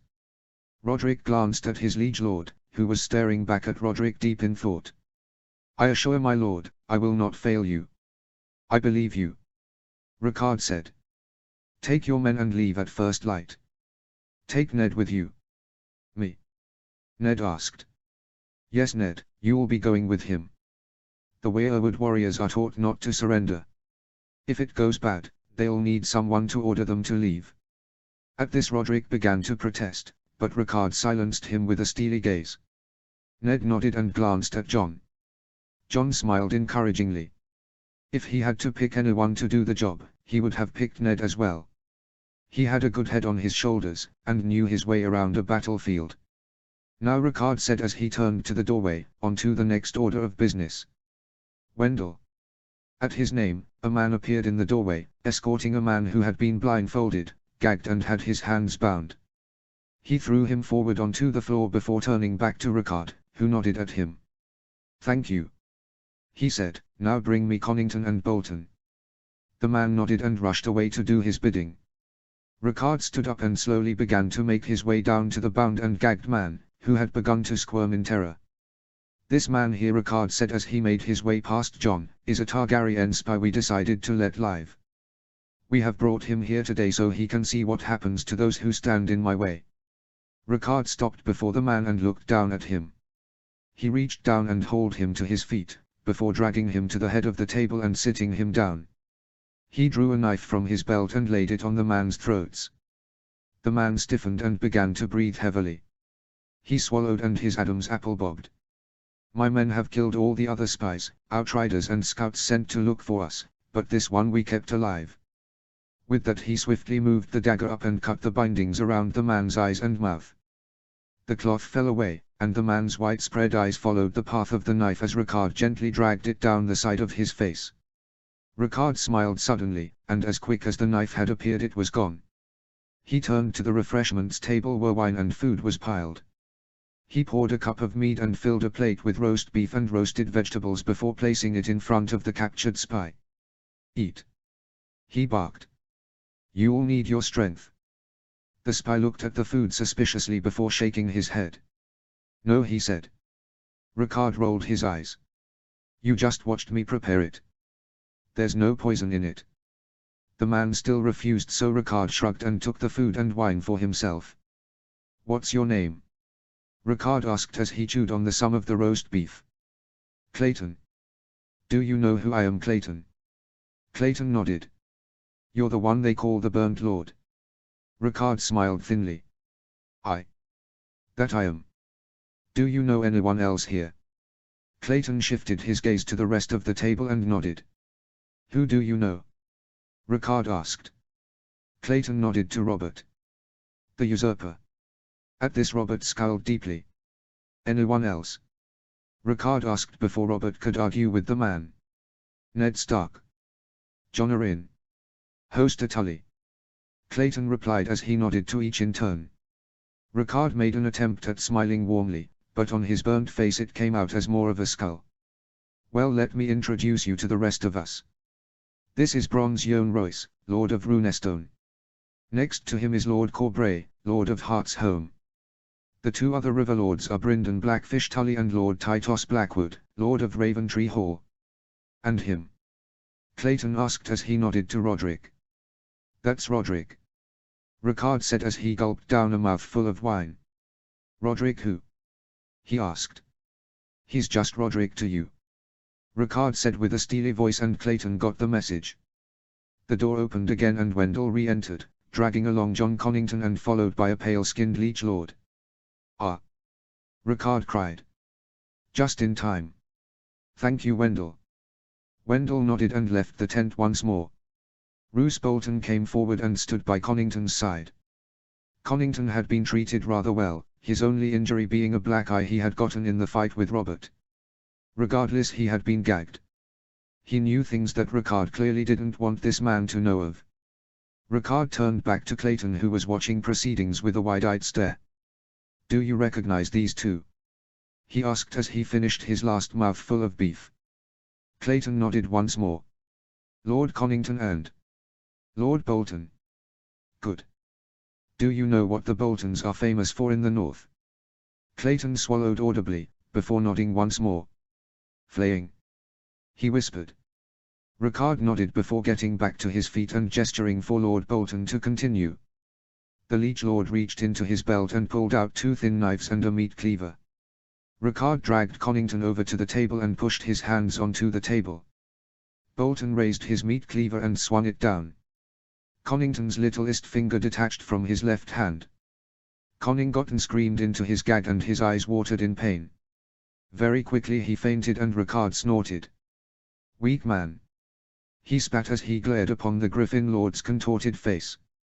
He picked up the finger and placed it in a leather pouch before handing it to Clayton. Clayton took it with shaking hands. I want you to deliver this to Roriger. Tell him with every day that he does not show up, Connington shall lose another digit. He only has 19 days left before Connington runs out of spare digits. He had better hurry, cause once he's out of digits I run out of patience. At this Ricard lowered his voice and leaned in towards Clayton. You don't want to know what happens then. So hurry. With that Ricard stood and called for Wendell. The man relented and bowed his head to his Liege Lord. Escort him to the Ivy Inn and let him go. Wendell nodded and made for the spy. Ricard turned away and stormed out of the tent, Connington's blood still dripping from his hands. Chapter 36, Jaime v. Roriger's Departure. Summary. Roriger leaves King's Landing. Please make sure you read the chapter I posted earlier today, it explains a lot about the actions of the people in this chapter. Chapter text. In the courtyard of the Red Keep, soldiers dressed in the red and black livery of House Targaryen rushed around, fulfilling last-minute tasks before the host's departure. The host itself, a mass of men 55,000 strong, was camped on the northern side of the city, at a constant state of alertness. To begin with, the army's commanders had sent the Outriders north to scout out the enemy camp. Only one man had returned, spouting tales of the land itself fighting against them. Attacks by wolves, bears, eagles and men that seemed to melt out of the ground itself. He had been captured, he had said. According to his tales, he had been blindfolded and taken to a tent where the commanders of the rebel host were. Present was Lord Rickard Stark, his son Eddard, along with John Arryn, the usurper Robert Baratheon, Lord Tytos Blackwood, Hoster and Brynden Tully, Lords Corbray and Royce, and the most mysterious of them all, a man that the outrider was told only went by the name of Roderick. Varys had been in a panic trying to find out as much as he could about the man, but if his increasingly frantic state had anything to say of the state of his investigation, it was not going well. The most horrifying thing the man had told stories of though was the finger he had carted back in a little leather pouch, that he said had been placed into his hands by Rickard Stark himself. He had said that it belonged to Jon Connington, and it had been taken from him in front of his eyes, by none other than Roose Bolton, the Liege Lord himself. The most chilling thing about the whole affair though was the promise of more fingers to come if Rhaegar did not hurry up and come to the Trident, and thus, the reason for the state of affairs on this particular day. Rhaegar must have cared for Jon deeply to be in this much of a rush, because he was setting off without a proper baggage train, only taking the bare necessities to get him to the Trident. According to Rhaegar, once he had defeated the rebels, he would be able to take their stores.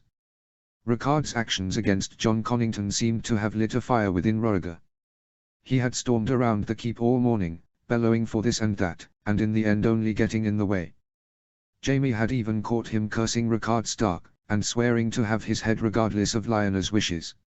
It was the first time that Jaime had even heard Rhaegar acknowledge that he knew where the girl was. Rickard Stark had clearly angered the otherwise quiet man. In Jaime's opinion, it meant that Rhaegar was rushing into the battle unprepared, which was part of the reason why Jaime so desperately wanted to go. Thinking of Rickard Stark sent a shiver down Jaime's spine. He could still remember those steely grey eyes glaring at Aerys as a certain Stark was forced to his knees. He could still remember the disconcerting feeling of seeing those same steely grey eyes staring at him out of that raven's head. In truth, no man terrified Jaime more, not even Aerys, nor his own father. Not just any man could survive burning by wildfire, and then not only recover, but recover enough to lead armies against those who burned him. Not just any man could crush entire hosts without any survivors. Not just any man could commit the atrocities that Rickard Stark had committed in his path to vengeance and still sleep at night. Rhaegar walked out of the Red Keep now, towards his fine coal-black stallion, and Jaime knew it was now or never. He rushed forward, making to intercept the prince before he could mount his stallion. "Prince Rhaegar!" he called as he approached the Silver Prince. Rhaegar's eyes switched to observe the young Kingsguard marching towards him. "Sir Jaime." Rhaegar greeted as he nodded his head at him. "What can I do for you?" "I want to come with you," Jaime announced with a thundering heart. Rhaegar smiled sadly. "We both know that's not possible. A Kingsguard needs to be here to protect the remaining royal family. Please, Rhaegar," Jaime begged, forgetting all sense of decorum in his desperateness. Rhaegar looked down upon Jaime with pity. Prince Rhaegar shook his head. "My royal sire fears your father more than he does our cousin Robert. He wants you close, so Lord Tywine cannot harm him. I dare not take that crutch away from him at such an hour." Jaime's anger had risen up in his throat. "I am not a crutch. I am a knight of the Kingsguard." Rhaegar had put his hand on Jaime's shoulder. "When this battle's done, I mean to call a council. Changes will be made. I meant to do it long ago, but, well, it does no good to speak of roads not taken. We shall talk when I return." He strode away and mounted his horse. "Varys!" he bellowed as the Master of Whispers entered the courtyard. Varys hurried over, his slipper-clad feet making a scuffing sound on the red stone floor. "My prince!" he simpered as he bowed low. "What can you tell me of this Roderick fellow?" Rhaegar snapped. "Not much," Varys replied.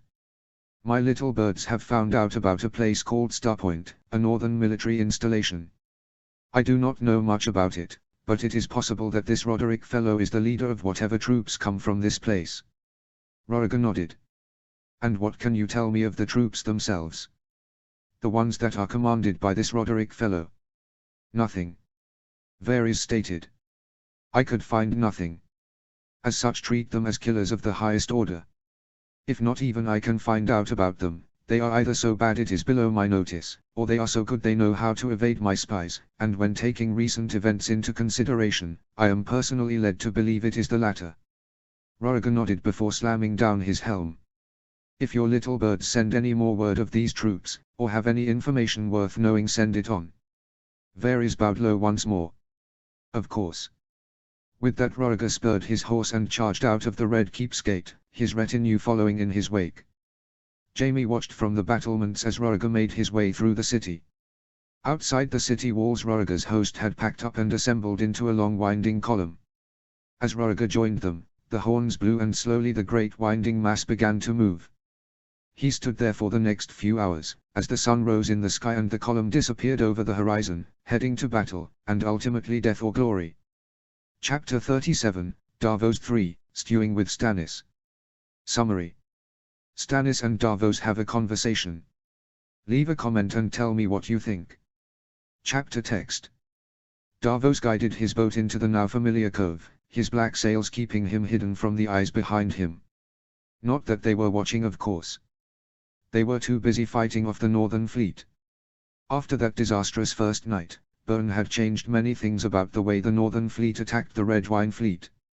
His ships also went in with black sails and all lights shuttered. It allowed his ships to get much closer without being spotted, and gave the Reachmen less time to prepare. This had allowed the Northerners to get away with much lower losses. Last night they had only lost one ship, compared to the Red Wine's 7. They had been at it for 2 weeks now, and Storm's End's larders were almost filled, and their garrison almost completely relieved. The Red Wine fleet was on the verge of breaking. They had lost more than half of their ships, compared to the Northerners only losing a quarter of theirs. Northern losses were getting lower and lower, while Red Wine defeats were getting more and more costly. On land, Mace Tyrell had finally decided to do something, most probably at Paxter Red Wine's urging. He had assaulted the castle 3 times now, but each time he was easily rebuffed by the now well-fed defenders.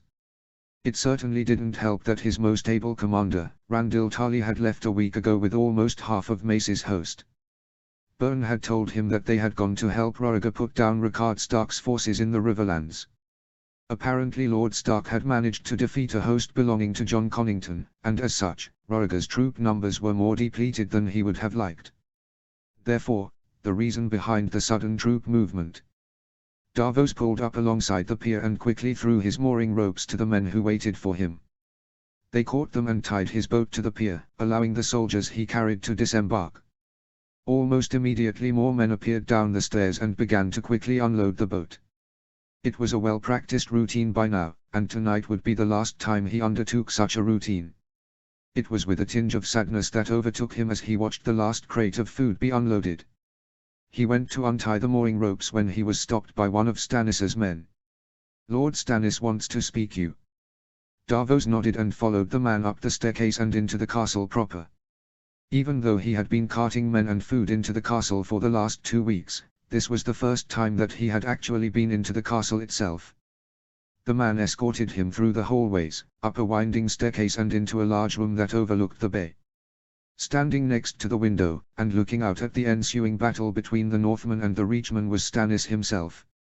He was not as gaunt as he had been when Davos had first seen him 2 weeks ago, but he was still far from a healthy weight. His eyes still shone with an iron will though this time Davos saw it was more softened than it had been. "Davos the smuggler, Lord Stannis," his escort announced as he pushed him into the room. "Thank you," Stannis said. "That will be all." His escort nodded, bowed in deference and left the room, shutting the door behind him. Stannis gestured for Davos to join him at the window and Davos wandered over to stand next to him. Together they watched as the Northern fleet continued to pummel the Red Wine fleet. Davos could see 3 ships that were on fire, and the floating ruins of another 3 more. As he watched, the Whale beached itself upon another ship, causing it to collapse inwards on itself. Even with the howl of the wind whistling around them, Davos could still hear the faint screams of the sailors who were floundering in the deep water. "Do you know how frustrating it is to watch this, Davos?" Davos looked at Stannis, who continued to watch the battle impassively. "Frustrating?" Davos asked. "I thought you would find it relieving." "Many would. But not me. All I can see is my own failure. I could not even hold these walls by myself. Instead I needed a northern savior, like Robert did at Stony September. You have held these walls though. Stannis scoffed. I have. Will anyone else attribute it to me though? Of course not. He all but spat. Instead Robert will give the credit to Ned Stark and his admiral. Davos remained quiet, unsure of what to say to the Lord. I've held these walls for almost a year now. I've eaten my horses, dogs, cats and rats. I've watched as my own brother here, Stannis's voice caught, became too weak to lift himself out of bed. A boy of 4. How do you explain to a boy of 4 that the pain in his stomach won't go away because we have no more food? I starved myself to the brink of death to feed my brother, and all the while Mace Tyrell and his lords feasted within sight of my walls, taunting my men and breaking their already broken spirits even more. And now, because of this my thanks will amount to nothing. What does it matter? Davos asked. Stannis frowned at him. Excuse me. Did you do it for the thanks you were going to receive? No. Did you do it for glory? No. Why did you do it? Because my brother asked. So why does it matter? You did as asked, you fulfilled your duty and did it well until you could be relieved. You did it without expectation of thanks. So why does it matter? I did it with the expectation of death. Then why are you complaining? Not only are you still alive, but the rebels are winning the war. Surely that is reward enough, particularly if your previous expectations were death. Stannis grunted before turning back to the window. Perhaps you're right. Both continued to watch the battle for a moment. I have an offer for you. Yes. Davos asked. I will make you a landed knight in my service, granting you a name and a keep. I will take your sons for squires, and promise to provide your other sons the opportunity to distinguish themselves in my service, and perhaps in their own time, earn lands and a name of their own. Davos swallowed. Byrne had pretty much offered him the same thing. To refuse one would offend the other, and the last thing that Davos wanted was a lord he liked angry at him. There is a condition though. Stannis said as he turned away from the window and went to pour himself a glass of water. What might that condition be? One good act does not absolve you of your crimes. For your crimes as a smuggler, I will take the tops of your fingers, from the first knuckle. Davos stared at Stannis in disbelief. This made the decision much easier. Davos started laughing, then causing Stannis to scowl at him. Why do you throw my gift in my face? Stannis asked through clenched teeth. Why would I accept your offer when I've received the same offer from Byrne Saltstock, minus the missing fingers? Davos asked. Stannis ground his teeth together, before snorting. Bloody Starks. He muttered. Go then. He said in a harsh voice. Go then and convince yourself you're an honorable man. Davos frowned at Stannis. I'm under no delusions as to what I am, Lord Stannis. I'm a smuggler from Flea Bottom who has spent more time being chased by the authorities than I care to count. I know I'm no honorable man. Then no, you are a coward and a weak man too. Stannis replied. Yeah, I am. Davos replied. It's what's kept me alive all these years. Stannis didn't respond. He just sat there brooding as he continued to watch the battle. Davos turned to go, thinking he was dismissed when Stannis stopped him by clearing his throat. Davos turned back to him. You're a good man, Davos. Stannis said, and then he turned around, back to the window, clearly dismissing him this time. Davos stayed though, torn on the inside. In many ways Davos admired Stannis. He was all a good lord should be. Just, honest, honorable and with an unwavering sense of duty. Suddenly Davos strode over to Stannis and drew his knife. He slammed it on the table in front of him. Stannis switched his iron gaze back to Davos. Davos placed his hand on the table. If you're going to take my fingers, take them now, and swing the blade yourself. Stannis picked the blade up and twirled it between his fingers. He looked deep into Davos's eyes, and Davos got the impression that he was searching his soul. He nodded once, as though satisfied with what he had seen, before gripping the knife properly and slamming it down. The knife rose and fell 4 more times, and soon the fingers on Davos's left hand were missing the first knuckle. Stannis stood, the bloody knife still clutched in his hand. Davos looked down at the mangled remnants of his fingers and sighed. What had he agreed to this for?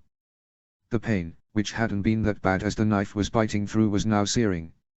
He stumbled away from the table and his vision began to blur. Maester. He heard someone call. Get the Maester. After that he didn't know what happened because he had fainted. Chapter 38, Davos 4, Brewing with Berne. Summary. Berne and Davos have a conversation. Leave a comment and tell me what you think. Notes. See the end of the chapter for notes. Chapter text. When Davos came to, the first thing he saw was Berne Saltstark in the middle of a yelling match with Stannis Baratheon. Losing his brothers had changed Berne. No longer was he the jovial, japing fool that Davos had met in Flea Bottom on that fateful night more than a month ago. He was harsh now, stern, unyielding and with an iron sense of purpose. In short, he had become the Stannis Baratheon of the North. Whether or not this character change would survive the test of time, only the gods knew. His character change, however, was leading to a very heated argument at the end of Davos' bed. He was my man. Berne yelled. You had no right to do what you did. I had every right. Stannis yelled back. He was a smuggler. Just because he saved my garrison it doesn't mean his past crimes were absolved. No, it doesn't, but surely it more than provides a just reason to give him a pardon. I was giving him a reward. Reward? Berne scoffed. What reward entails losing the tops of your fingers? A just one. Stannis insisted. Berne clenched his jaw. No wonder people prefer your brother. He muttered. What did you say? Stannis asked as his hand drifted to the sword at his side. I said that it is no wonder that people prefer your brother. Yes, a lord should be just. But he should also be compassionate. What do you think would have happened if Robert had have used your version of justice on the 3 lords that opposed him at Summerhall? He would be less 3 men of questionable loyalty. Stannis retorted. Berne just shook his head and turned to Davos. His eyes widened when he saw he was awake and he rushed to his side. Davos! He exclaimed. He reached to the table next to Davos's head and grabbed a cup of water. He placed it near his lips and Davos drank deeply. Berne? He asked. What are you doing here? At this Berne scowled before glaring at Stannis. Trying to protect you from lords who have no idea on the concept of compassion. Stannis turned his nose up at this, as if the idea was too disgusting to even contemplate. I asked him to. Davos said as he sat up straighter. I heard. Berne replied. What madness possessed you? He called me a coward and weak in one sentence, and then in the next said I was a good man. I knew good men weren't cowards or weak, so I had to make a choice between being a coward or being a good man. I chose to be a good man. Berne's gaze softened. You always were a good man. Davos smiled then. Even when you were chasing me across the Bight. Berne didn't return the smile. Gods, he had become grim, but a familiar twinkle lit his eyes up. Even then. No, you weren't. Stannis said. You were a smuggler. Berne scowled at him. He was a good smuggler. He was also a man. Therefore he was a good man. All I ever wanted was to do the right thing by my boys. Davos said as he looked out the window. Strangely, the Red Wine Fleet was gone. Where's the Red Wine Fleet? Davos asked. Gone. Berne said.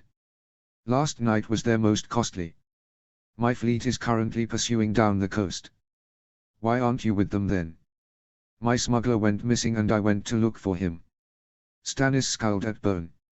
He's not your smuggler. He agreed to serve me. Berne turned to Davos with a frown. Did you? Davos winced.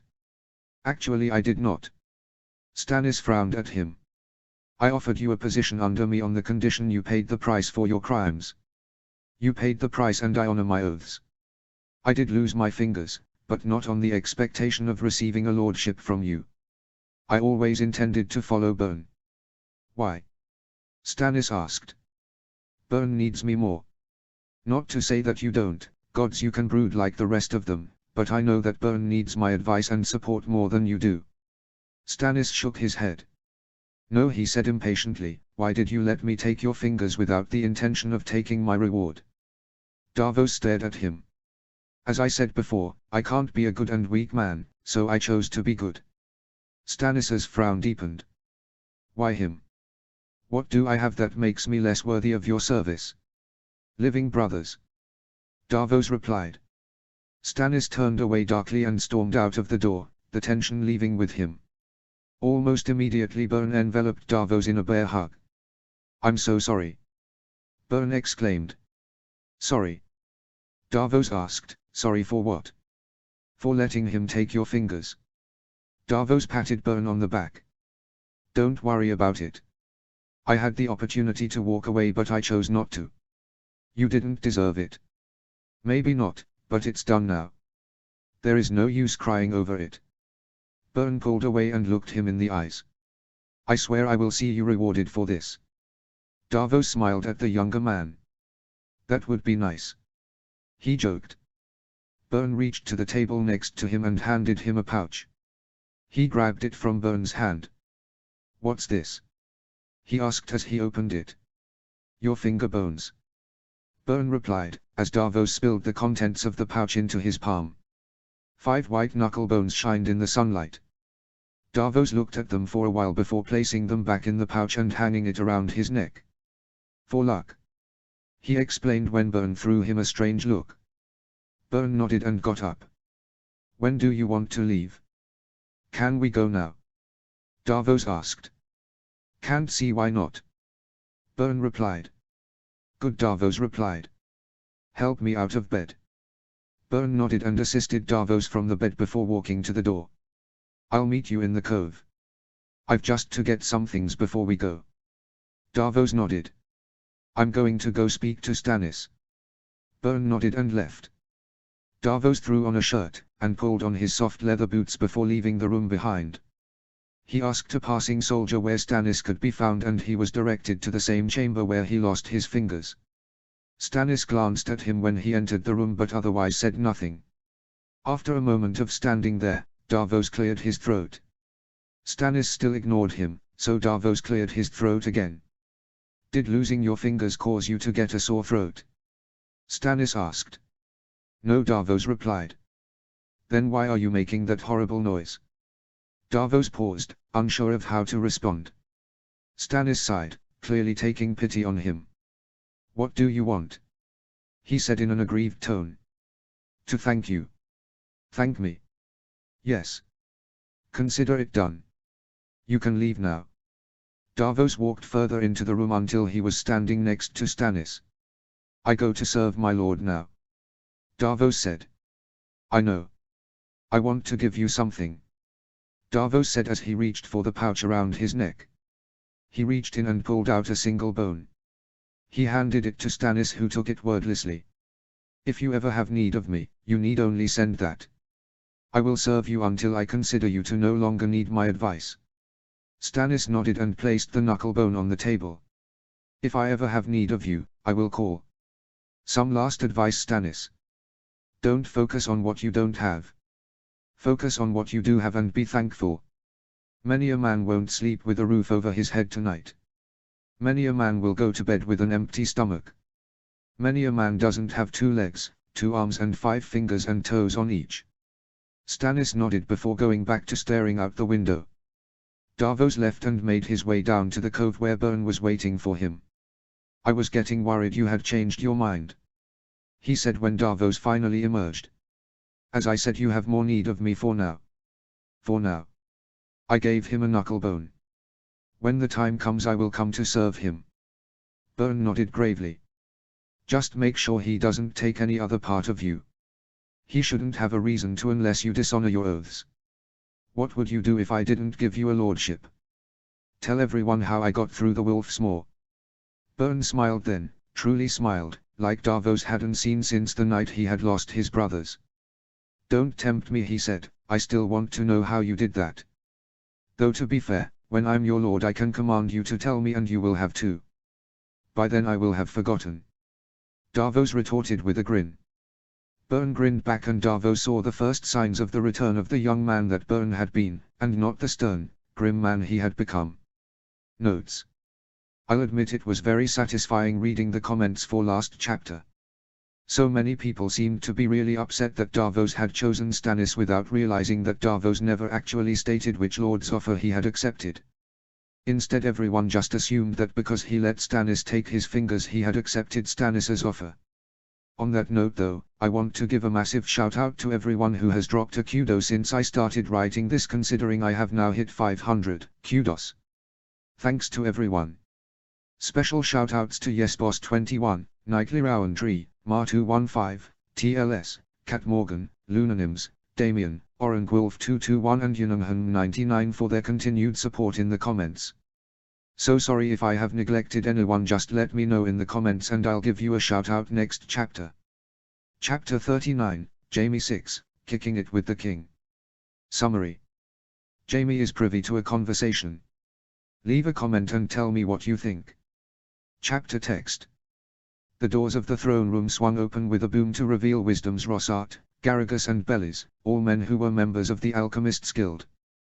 The Alchemists Guild was responsible for the production of wildfire, and as such Aerys treated these men as honored guests. Servants stepped forth to offer them the finest wines within the cellars of the Red Keep.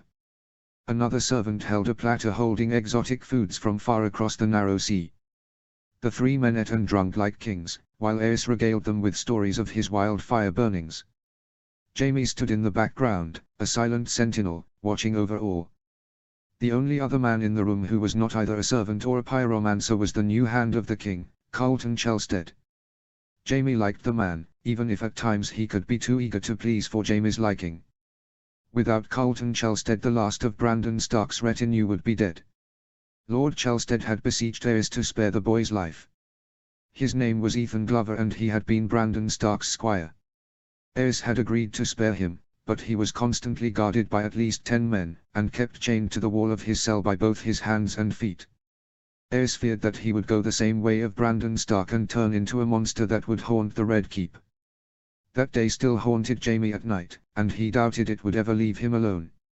All he could ever see when he closed his eyes was steely grey eyes, staring at him with utter loathing. All he could smell was roasting flesh, and all he could hear was the cackling of the Mad King. Focusing his attention back on the king, he listened as he explained what he had brought the pyromancers here for. House Targaryen used to have an unrivaled power. We had dragons. None could stand against us. Then because of the actions of spies and assassins our great dragons were brought low. We have tried to bring them back, all to no avail. I have used my genius however to find out how to bring them back. How will you bring them back, my king? Rossart asked with a querying glance at the king. Aerys smiled triumphantly. With fire and blood, he declared dramatically. Do tell me your plan. Rossart said. I am most interested. The secret, my lords, I am convinced lies in wildfire. Didn't Aerion Brightflame already try that? Chelstead asked with a frown. He did. But not in the right amounts. Not in the right amounts. What do you mean? I will burn the entire city. Aerys declared, and Jaime's heart stopped in his chest. The entire city? Chelstead exclaimed. That is madness. How would you even do such a thing? Aerys' expression hardened, and a dangerous glint entered his eyes. Wildfire caches all over the city. If the rebels win, and Rhaegar loses, as he is wont to do, I will blow up the city when they enter. They will be the kings of nothing but dust and ashes. I will destroy their armies in one fell swoop, and in the process I will become a dragon. Carlton gaped at the king. No. He yelled. I will not stand for this madness. I have stood by long enough. With that he reached up and ripped the badge of hand of the king off his chest and threw it on the floor. I stood by and watched as you murdered innocent men. I will not stand by and watch as you destroy an entire city and massacre its innocent masses. Carlton turned to go, but Aerys reached out and snagged his arm. Carlton yanked his arm away and continued to leave. Sir Jaime. Aerys called. Jaime stepped forward, his heart in his throat as he awaited his commands. Apprehend Lord Chelstead. Aerys said, confirming his worst fears. Jaime drew his sword and advanced down the hole on the lord, who turned and stood there defiant. "Come on, Sir Jaime," he mocked. "Show us all how much your knightly oaths mean to you. Stand by and watch as he murders innocents." Jaime grasped him by the arm and pulled him back to the king. Aerys glared at Carlton before turning to Rossart. "Do you have any wildfire?" he asked, his eyes glinting in that way that meant he was getting aroused. "Gods no," Jaime thought as he continued to hold Carlton's arm. "Please no." "I do," Rossart said as he reached into his voluminous cloak and pulled out a small jar. With some measure of satisfaction, Jaime noticed the small scars that still lingered from where the White Raven had attacked him. "Burn him," Aerys commanded as he looked on Carlton coldly. Rossart nodded and began to tie Carlton up. Carlton continued to stand impassive, silently switching his cold gaze between Rossart and Jaime. "Oathbreaker!" Carlton snarled at him as he finally let go of his arm. "Oathbreaker!"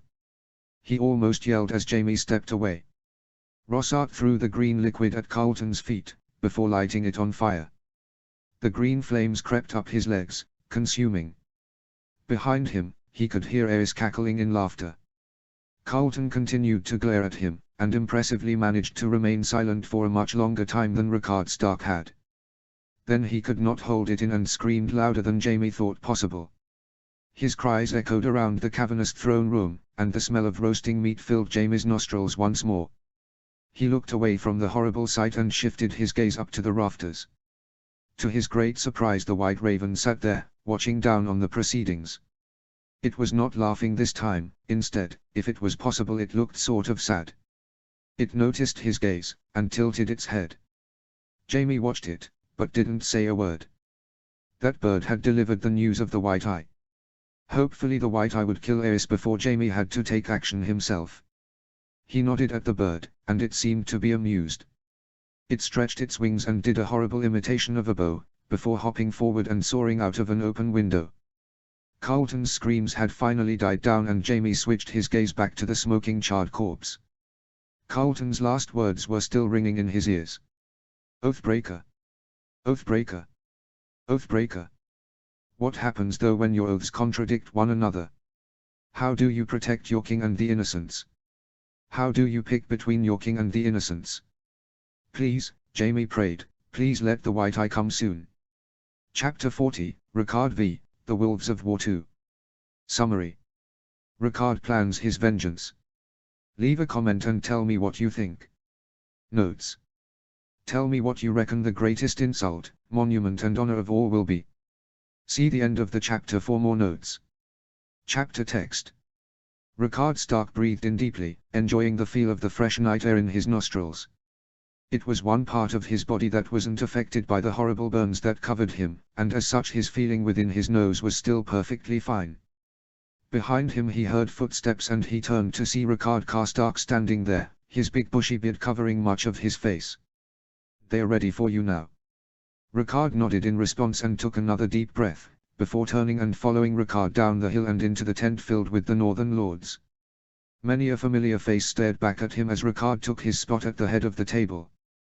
"My lords," Rickard began, "many a night I have lain awake wondering how to strike back at House Targaryen for their crimes against me and my family." The crowd rumbled in assent, Rickard's burnt face providing a stark reminder of just what crimes Rickard was referring to. "And many a night I have come up with nothing for all my efforts of searching. Tell me now, my lords, what punishment befits House Targaryen for what they have done?" The great Jon surged to his feet. "We'll kill them all and piss on their graves. That's insult enough for me." His declaration was met with some rumbles of assent, but a few lords, most notably Roose Bolton, looked slightly perturbed, as though it was not punishment enough, a view with which Rickard was inclined to agree. "Insult enough for you perhaps," Rickard said in an aggrieved tone, "but I lose a son to those inbred bastards. I promised Aerys to make a monument to last the ages. One that would make all dread drawing the direwolf's wrath. I am a man of honor and I intend to honor my promise."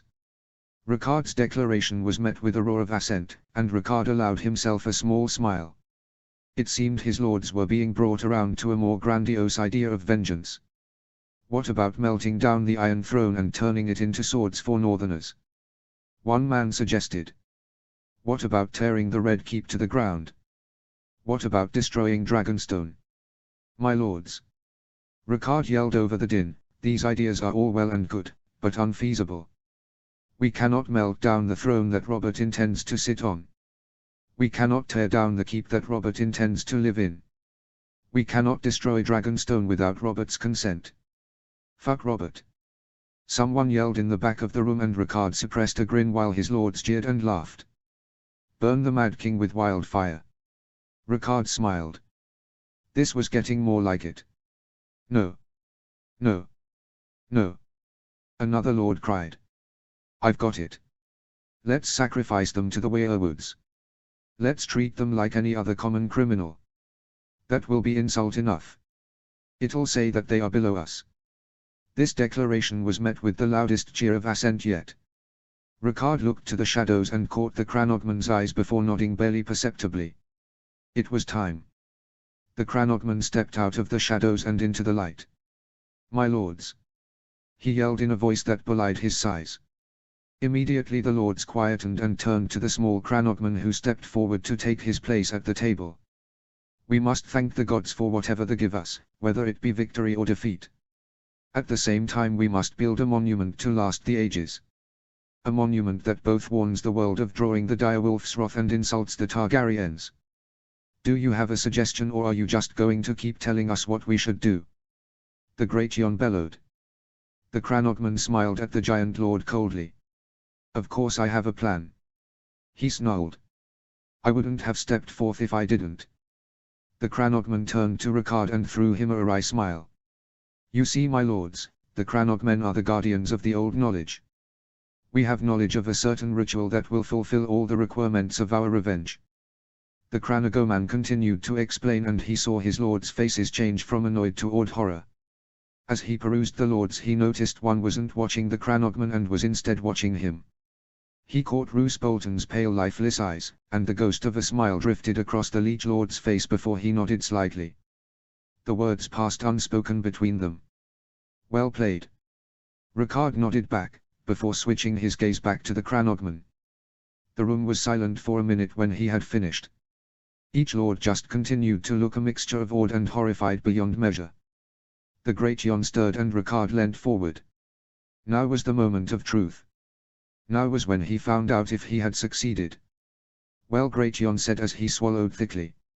Remind me never to piss you off. Then he burst into a savage grin. That is the greatest insult, monument and honor of all. Ricard smiled. Well played indeed. Notes. So I have begun to write the Battle of the Trident, though it is not coming for a few chapters yet, and I wanted to know if you guys would rather one big chapter or many smaller chapters. If you want me to write the bigger chapter, it's possible I need to take a few days off updating to finish it properly. If not, then the normal update schedule continues, that being as much as I possibly can. To be fair though, I might be able to finish it before I need to publish it, so this might be for nothing, but let me know anyway. Chapter 41, Eddard 6, The Battle of God's Eye. Summary. Ned fights Randyll Tarly. Leave a comment and tell me what you think. Notes. See the end of the chapter for notes. Chapter text. Eddard Stark thundered along the King's Road, Roderick Walton riding beside him and the weirwood warriors following behind him in a column of riders 4 men wide.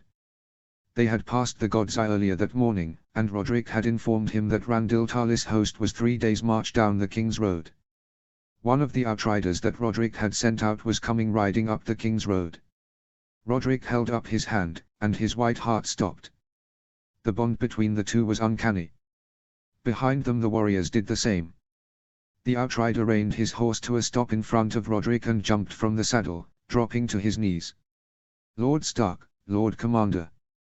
The man greeted without even pausing to catch his breath. Rise, man. Roderick said as he waved his hand. Tell me what you have come for. I have found the spot you were looking for. Good. Where is it? 10 miles west from here. Roderick nodded and turned to Ned. Your commands? He asked. Ned furrowed his brow and tried to envision the movement of troops within his mind's eye. When he felt he had a firm idea of how Randil Tali would react, he nodded. "Split the host in two," he said. "You'll take 1,000 men down to drive his host to where we want to meet him. Do not directly engage. Just keep pushing him to our battlefield.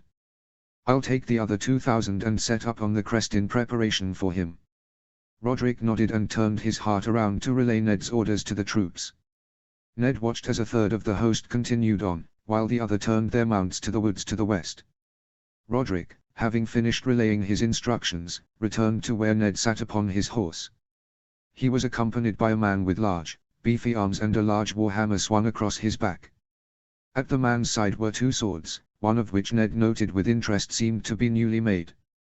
"Lord Stark," Roderick called as he dismounted his heart and took one of the man's swords. Ned followed his movements with his eyes. Roderick turned around and strode to Ned. "If you are to lead the Weirwood warriors in battle, you are in need of a blade worthy of the Weirwood warriors. Here," he said as he held out his outstretched hands. The scabbard, while beautiful, was also quite plain. It was comprised of weirwood and white leather. Capping the top and bottom of the scabbard was a bronze filigree. The handle of the blade was also wrapped in white leather, but apart from that it had no other distinguishing features. Ned shook his head. "While I appreciate the offer, Lord Commander, I already have a trusted blade that has seen me through. It might not be as pretty, but it is just as deadly." The large man glowered at him. "Are you saying your common sword is as good as the one I forged for you?" Ned shook his head. "I'm just saying I already have a blade. I don't need another." Roderick rolled his eyes and shoved the sword into his lap. "Draw it." Ned pulled the sword from the scabbard and his eyes almost popped out of his head. The blade was made of star steel, the same metal that Roderick's Harbinger, and Arthur Dane's Dawn, was made of. "Where do you get the materials?" Ned asked as he inspected the blade in awe. The big man rolled his eyes. "Well, it's not called Mount Starpoint for nothing. You mean there's star steel at Mount Starpoint? How come no one else knows?" Ned exclaimed. "It's our greatest kept secret. It's partly the reason why we were formed, to protect the star steel from thieves and Targaryens." Ned inspected the blade once more, before sighing and putting it back in its scabbard. He held it out for Roderick to take. "Give the blade to someone who knows how to use it. Surely you have better swordsmen than me in your ranks. It would be a deadlier weapon in their hands." Roderick nodded. "It most probably would. The only problem is that they can only wield one sword at a time." Ned's mouth dropped open. "You mean?" Roderick nodded. "Every man in the Weirwood warriors is armed with a star steel blade. Do you understand now why you must accept this sword? You cannot have a commander with worse arms than his men." Ned nodded and took the sword back, before strapping it to his side. Its weight was a reassuring comfort at his side. "Does it have a name?" he asked. Roderick turned to the large man who said he was the smith. "Of course it does. All the best swords have names." "What is its name?" Ned asked as he admired the fine weapon. "Snowfall," the large man said, before turning and spurring his horse the other way. "Keep good care of the blade, Lord Stark. It is one of the finest blades he has ever made." Ned nodded, still numb at the thought of owning a sword made of the same material as Dawn. "I'll see you in a few days," Roderick said as he tapped his heart. It spurred forward, pursuing the rapidly disappearing line of men down the King's Road, towards battle with the Reachman's host. Far in front of them, pressed deep against the waters of the God's Eye, were the remnants of Randil Talis' host. Roderick had gone far and above in his actions, and had managed to wipe out almost a quarter of Talis' men, some 5,000 men. The remaining 15,000 were arrayed against him now. Pikes down, shields held in front, prepared for the cavalry charge that they no doubt thought Ned and his men would field. Ned turned to the large man who had forged his sword, whose name Ned had learned was Cregan. "Bows," Ned said, and Cregan yelled Ned's orders down the line. As one, his host of 2,000 men pulled their weirwood bows from their saddles and fitted them with arrows. As one, they raised their bows, and as one they released their stones, causing the air to fill with a rain of steel. As one, his men knocked another arrow and let it loose. They filled the air with another 3 flights of arrows before the first had even hit the ground. The attack devastated the front lines of Talis men. Some 8,000 arrows smashed into them, all in rapid succession. The front lines were utterly broken, the pikes on the floor, the shields raised over their heads to protect from the rain of arrows that fell upon them. Ned nodded again to Cregan, who roared for another flight of arrows. Another 4 flights of arrows filled the air, and it fell upon Talis troops again. The arrows had decimated the front of Talis men. Many a man wasn't moving, and Ned saw with a small level of satisfaction that the injured and dead were a sizable chunk of Talis' host. Tali himself, Ned could see rapidly ordering his men to get into a formation that would allow them to combat the deadly rain of arrows that fell upon them. Ned held up a hand and the rain of arrows ceased. Tali took full advantage of the reprieve and sorted his men into a formation to combat the rain of arrows that fell upon them. While the middle and back of the host managed to get into a largely defendable position, the front was utterly decimated and struggled to even form a shield wall. It was time. Ned drew his sword and whirled it over his head, the star steel catching the glare of the late afternoon sun. Winter fell. He roared as he spurred his horse forward. Winter fell. His 2,000 roared as they spurred their mounts forward as well. The host thundered down the hill and towards Talis' line. The men were panicking, and more than one had thrown down his arms and fled into the lake. Ned watched as the wolves of the Weirwood warriors bounded ahead of the mass of charging horsemen and crashed into what remained of the front lines. Then Ned was amongst them himself, his new sword flashing down to take a spearman's head from his shoulders. Ned sensed danger behind him and instinctively twisted his body. A spearhead filled the space where his torso had been seconds before, and he quickly slashed at the spearhead. His sword cut through the wooden shaft like paper, and Ned turned his horse to face a man who was left holding a useless wooden shaft. To his credit, the man just threw the shaft aside and rushed at him fists bared, but his fists were no match for the terribly glory of Ned's new blade. Ned spurred his horse after another spearman, and the horse slipped on the mudded, blooded field, before regaining its footing and charging after the man.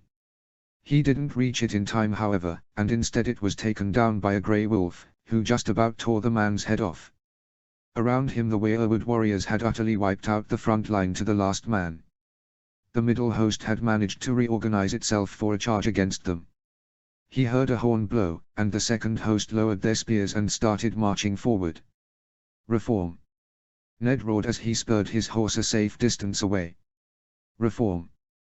The call was echoed amongst his men and they fled to the crest where Ned sat. They quickly reformed their lines and got ready for another charge. Bows!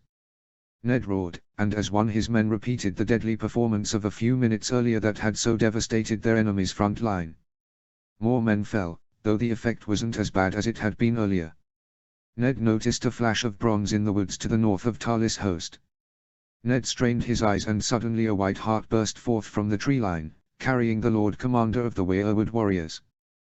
The whole tree line quivered and then exploded as another line of horsemen, 1,000 strong, came bearing down on the side of Talis' host. As they rode, they shot their bows with deadly accuracy, dropping men along the side of the host. The host shuffled and split, clearly unsure of how to respond to this new threat. Ned heard Roderick bellow a wordless war cry that his men echoed. He drew his sword and spun it over his head as he approached the enemy line. His heart crashed into the line with a force that threw men high into the air. The heart's wide horns swept back and forth, throwing men left and right and creating a chaos and destruction Ned didn't know such beasts were capable of. Charge! Ned roared and his reformed line thundered down the hill and back into the fray. It was nothing short of slaughter. The Weirwood warriors were a class above any warrior that Ned had seen, and the men that Tali had brought were the Knights of Summer, used to tourneys and sparring one-on-one. The Weirwood warriors were born and trained killers. The peasants, sworn swords and hedge knights that Tali had brought with him stood no chance. Ned had yet to see the body of Weirwood warrior upon the ground, but Talis' men were already broken. With the middle host well on the way to being destroyed, the final line broke and ran. Many a man tried to flee into the waters of God's Eye, thinking it would protect them from the savage blows of the star steel blades, only for their heavy steel armor to drag them underneath the clam waters. More fled to the Safteti of the forests, only to be ridden down by pursuing Weirwood warriors. A small minority, some 100 men, banded together and formed a ring. Randil Tali was at the center of his ring, his Valyrian steel greatsword in his hand, his booming voice echoing around as he prepared to make a last stand. The weirwood warriors reformed around the ring of 100 men, blades drawn and teeth bared. Ned trotted his horse forward, out of the mass of men and to where Lord Tali could see him clearly. He reached up and pulled his helm off his head. "Lord Tali." He greeted the older man. "Lord Stark," the man said shortly as he clenched his hands around his sword. "Will you surrender?" The man shook his head. "No. Single combat then," Ned said. "To first blood." Lord Tali narrowed his eyes. "And if I win? You will be allowed to return south with the remains of your host. If I lose? You surrender and all you and your become my prisoners." Tali stewed it over for a minute before nodding. He pushed his way through the ring and out of the shield wall. "To first blood," he said. "To first blood." Eddard Stark agreed before dismounting his horse and striding forward to meet the man in battle. Randil lifted his sword into a defensive position, and crouched backwards, steadying his body. Ned breathed deeply once, twice and then placed his helm back on. He drew his sword and heard Randil Tali grunt. "That is a fine blade." "It is," Ned replied. Quick as a viper, Randil struck out with his great sword. Ned caught the blade on his and the impact jarred his arms. Randil followed up with a rapid series of swings that left Ned on the back foot, constantly moving back to avoid losing his head or some other important part of him. Ned saw an opening and took it, swinging his blade beneath Randil's guard and into his breastplate. His blade sheared through the steel. Unfortunately it didn't go deep enough to draw blood, but it cut a strap, causing the front of Randil Tali's breastplate to fall away, exposing the light leather padding underneath. The Lord of Hornhill backed away and Ned pivoted forwards, swinging his sword at the man's side. Randil managed to block and they exchanged a furious flurry of slashes before Ned stepped back to catch his breath. Randil resettled into a defensive crouch, also taking the chance to catch his breath. Ned knew he had to finish it, and finish it soon. Taking a chance, he ran straight at the Lord and knocked his swinging blade aside with his own, before punching him in his unprotected stomach with his spare hand. The Lord of Hornhill, bowed over reflexively, briefly winded. Ned took full advantage and knocked his sword from his hand, into the blooded ground. He placed his sword on Randil's neck. "Yield," he demanded. Randil Tali swallowed before slowly reaching up and throwing his helmet off. "Yield," he conceded. Ned sighed and put his sword back in its sheath. He stepped backwards and remounted his horse. "We'll set up camp here for the night," he said as he looked out over the waters of God's Eye, towards the direction of the Isle of Faces.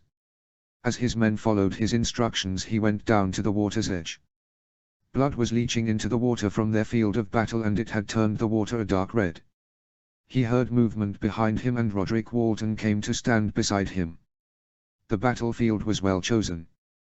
The weirwoods on the Isle shall feast tonight. Ned looked at the blooded water, and the floating bodies, and could not help but agree. Notes. Next chapter is the Battle of the Trident.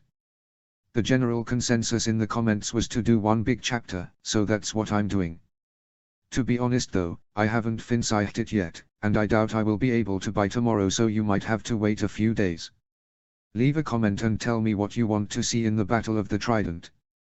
Chapter 42, The Battle of the Trident. Summary. The Battle of the Trident.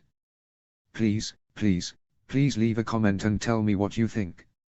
I really badly want to know what you liked and didn't like. Chapter text. Ricardi. His horse moved beneath him, the animal's powerful muscles thrumming as he rode away from their camp on the Trident. Next to him loped two werewolves, with a grace that belied their savagery in battle. If his horse was unnerved by the presence of the two apex predators who ran beside it, it hid it well. In truth though, many northern horses were accustomed to the presence of the werewolves, particularly those bred for war, such as the mount that Ricard sat upon. He stopped a fair way from the camp, upon the rise behind their camp, and watched as his soldiers marched out behind him, in twin columns, like two twin rivers running parallel to each other. The steady beat of his soldiers' feet and the jangling of their armor and weaponry provided a comforting sound to Ricard's burnt ears. Soon his son would be avenged. Soon his debts to House Targaryen would be repaid. He would strike blood for blood, and then some more. As he listened to the clatter of his men's armor, he rechecked his own. His dark grey plate armor provided protection from all but the deadliest weapons in the most skilled hands. He rechecked the straps of his pauldrons, refitted his gauntlets and tightened the strap of his breastplate. The one thing his armor lacked was a helmet. He had been offered one, but all but scorned it. He wanted his enemies to know who had killed them. He wanted them to look upon his face and feel fear. He wanted his burns to become synonymous with fear and death. Strapped to his back was House Stark's Valyrian steel greatsword, Ice. It was a hulking, solid chunk of metal that was the largest Valyrian steel weapon in the known world. It was Rickard's pride and joy to wield, and he was glad that he had chosen to leave it at Winterfell when he had pursued Brandon. If he hadn't, it would have been in the hands of the Mad King and his cronies. Just thinking about them made Rickard's heartbeat rise. He clenched his jaw. For him this fight could not start fast enough. He had been ready for weeks now, all they were waiting on was for Rhaegar to get off his ass and come and fight them. When Rhaegar still had not come and showed no intention of coming, Rickard had provided some motivation, and by the old gods had it worked well. Rickard turned his eye to the opposite bank of the Trident. He was yet to see the plume of dust that indicated the nearing Targaryen forces. His outriders had sworn they were there though. They had said they were a 4-hour march away, so Rickard was ensuring the implementation of the final steps of the strategy that Jon Arryn, Brynden Tully and himself had hammered out a week ago. The sun had just begun to peek over the horizon, painting the land in a myriad of pinks, reds and yellows. It was a beauty that would soon be marred by blood. Rickard turned his head. Are the other troops still in position? Great Jon Umber stirred from his own saddle. Yes, Lord Stark. The Targaryen host continues to barrel forward though, at a speed we did not predict. Rickard shrugged. It didn't really matter. The end result would still be the same. He had too many troops for it to go the other way. The gods themselves would have to be against Rickard for him to lose this battle. It had been planned down to the minutest detail with some of the finest military minds in Westeros. Rhaegar was rushing in as they wanted and had put himself in the exact position they wanted him in. Across the river a horseman suddenly burst from the trees, his horse panting heavily, suggesting he had just run his horse either quite far or quite hard. He quickly forded the stream, made his way through the camp and ascended to the ridge that Rickard was sitting on. Already half of his men were hidden behind the ridge, unseen to all except those from his position. The horseman skidded to a stop in front of him before jumping from his horse and falling to one knee. They are in position, my lord. Rickard nodded before turning to the wolves flanking him. Send the signal. As one, the wolves sat down on their haunches and lifted their great shaggy heads into the air. As one they howled, and it echoed across the rolling hills of the Riverlands before fading into oblivion. Seconds later the Riverlands was ringing with the howls of wolves, as his men indicated they had understood. Rickard nodded satisfied. Hopefully this wouldn't scare Rhaegar too much. He still wanted a fight out of him. Only once the last echoes of the wolves' howls died out did the whispering begin. Even though Rickard knew what it was, and who was doing it, it still chilled him to the bone. Rhaegar. It began as a whisper upon the wind, so faint that Rhaegar wasn't sure if he had actually heard it. Moments ago the woods had come alive with the howls of wolves, so at first he thought it was just the last echoes of their cries. Then he heard it again.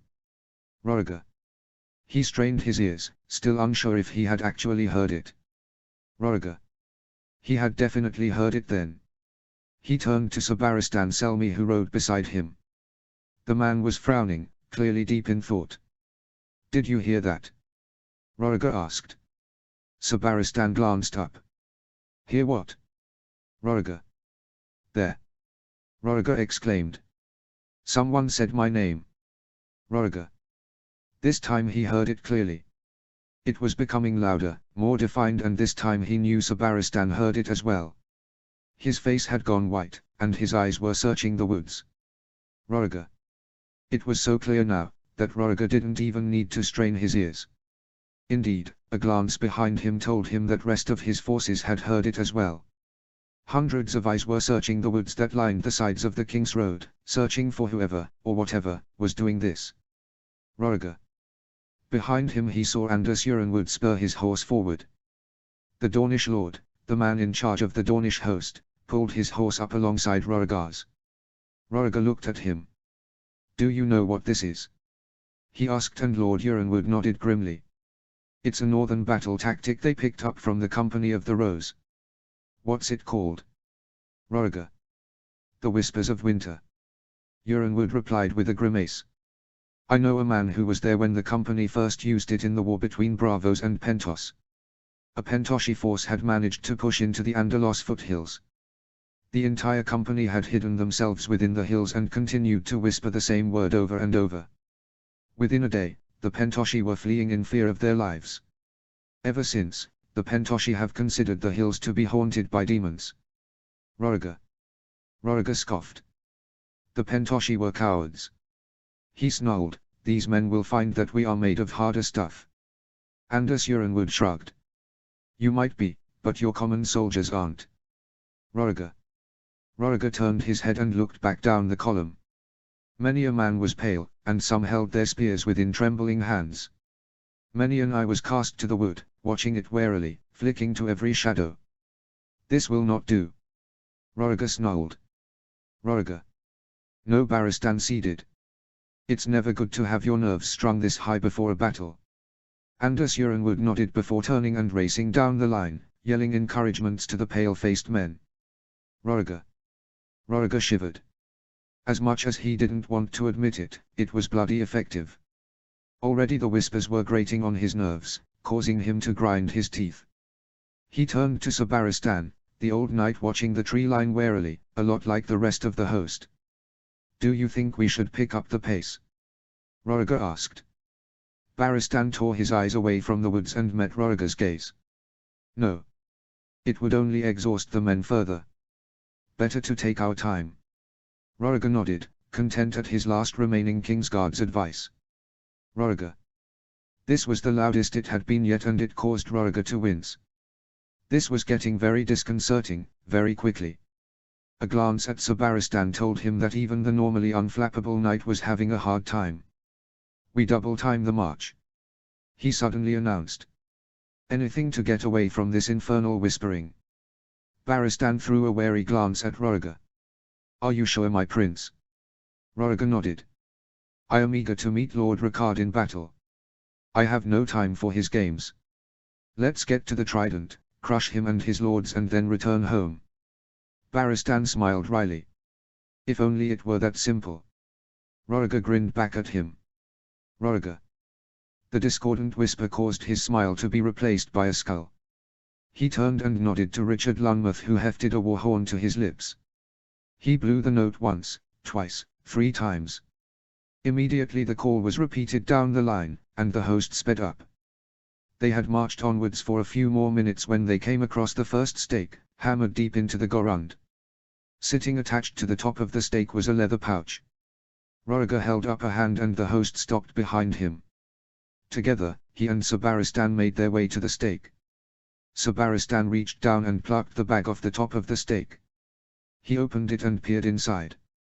Immediately, his eyes widened and he blanched. He handed the bag to Roriger wordlessly. Roriger took it and spilled the contents of the pouch into his hand. It was a single finger, chopped off at the joint. Roriger looked at it before glaring at the woods around him. The message was clear. Ricard was sick of waiting. Roriger scowled as he thought of John Connington.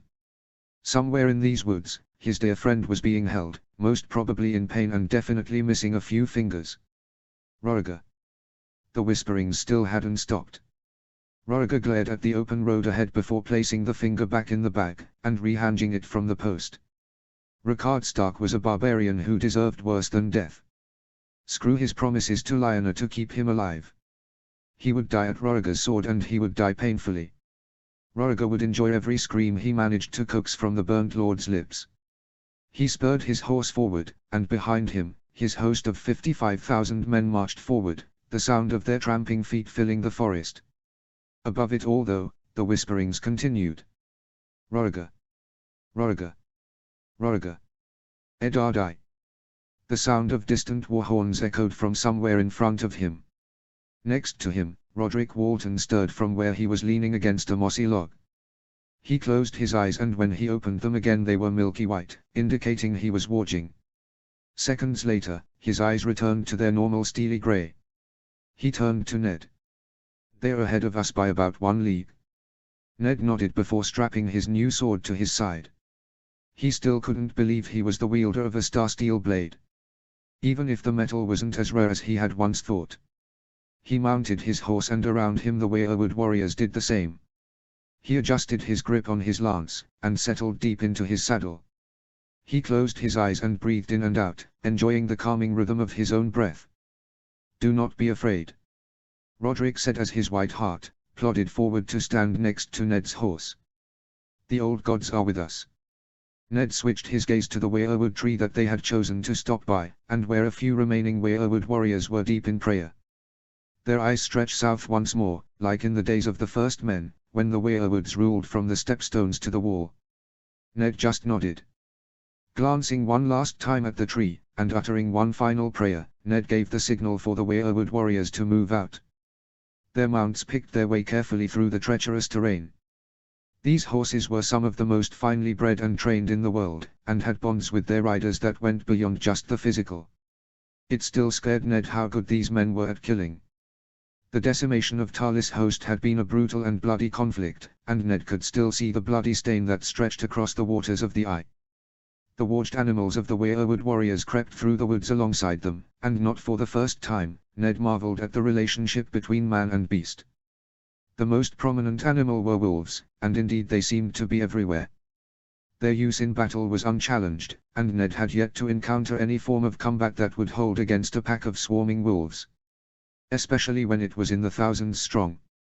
Cavalry was useless as their horses panicked, and infantrymen were not much better.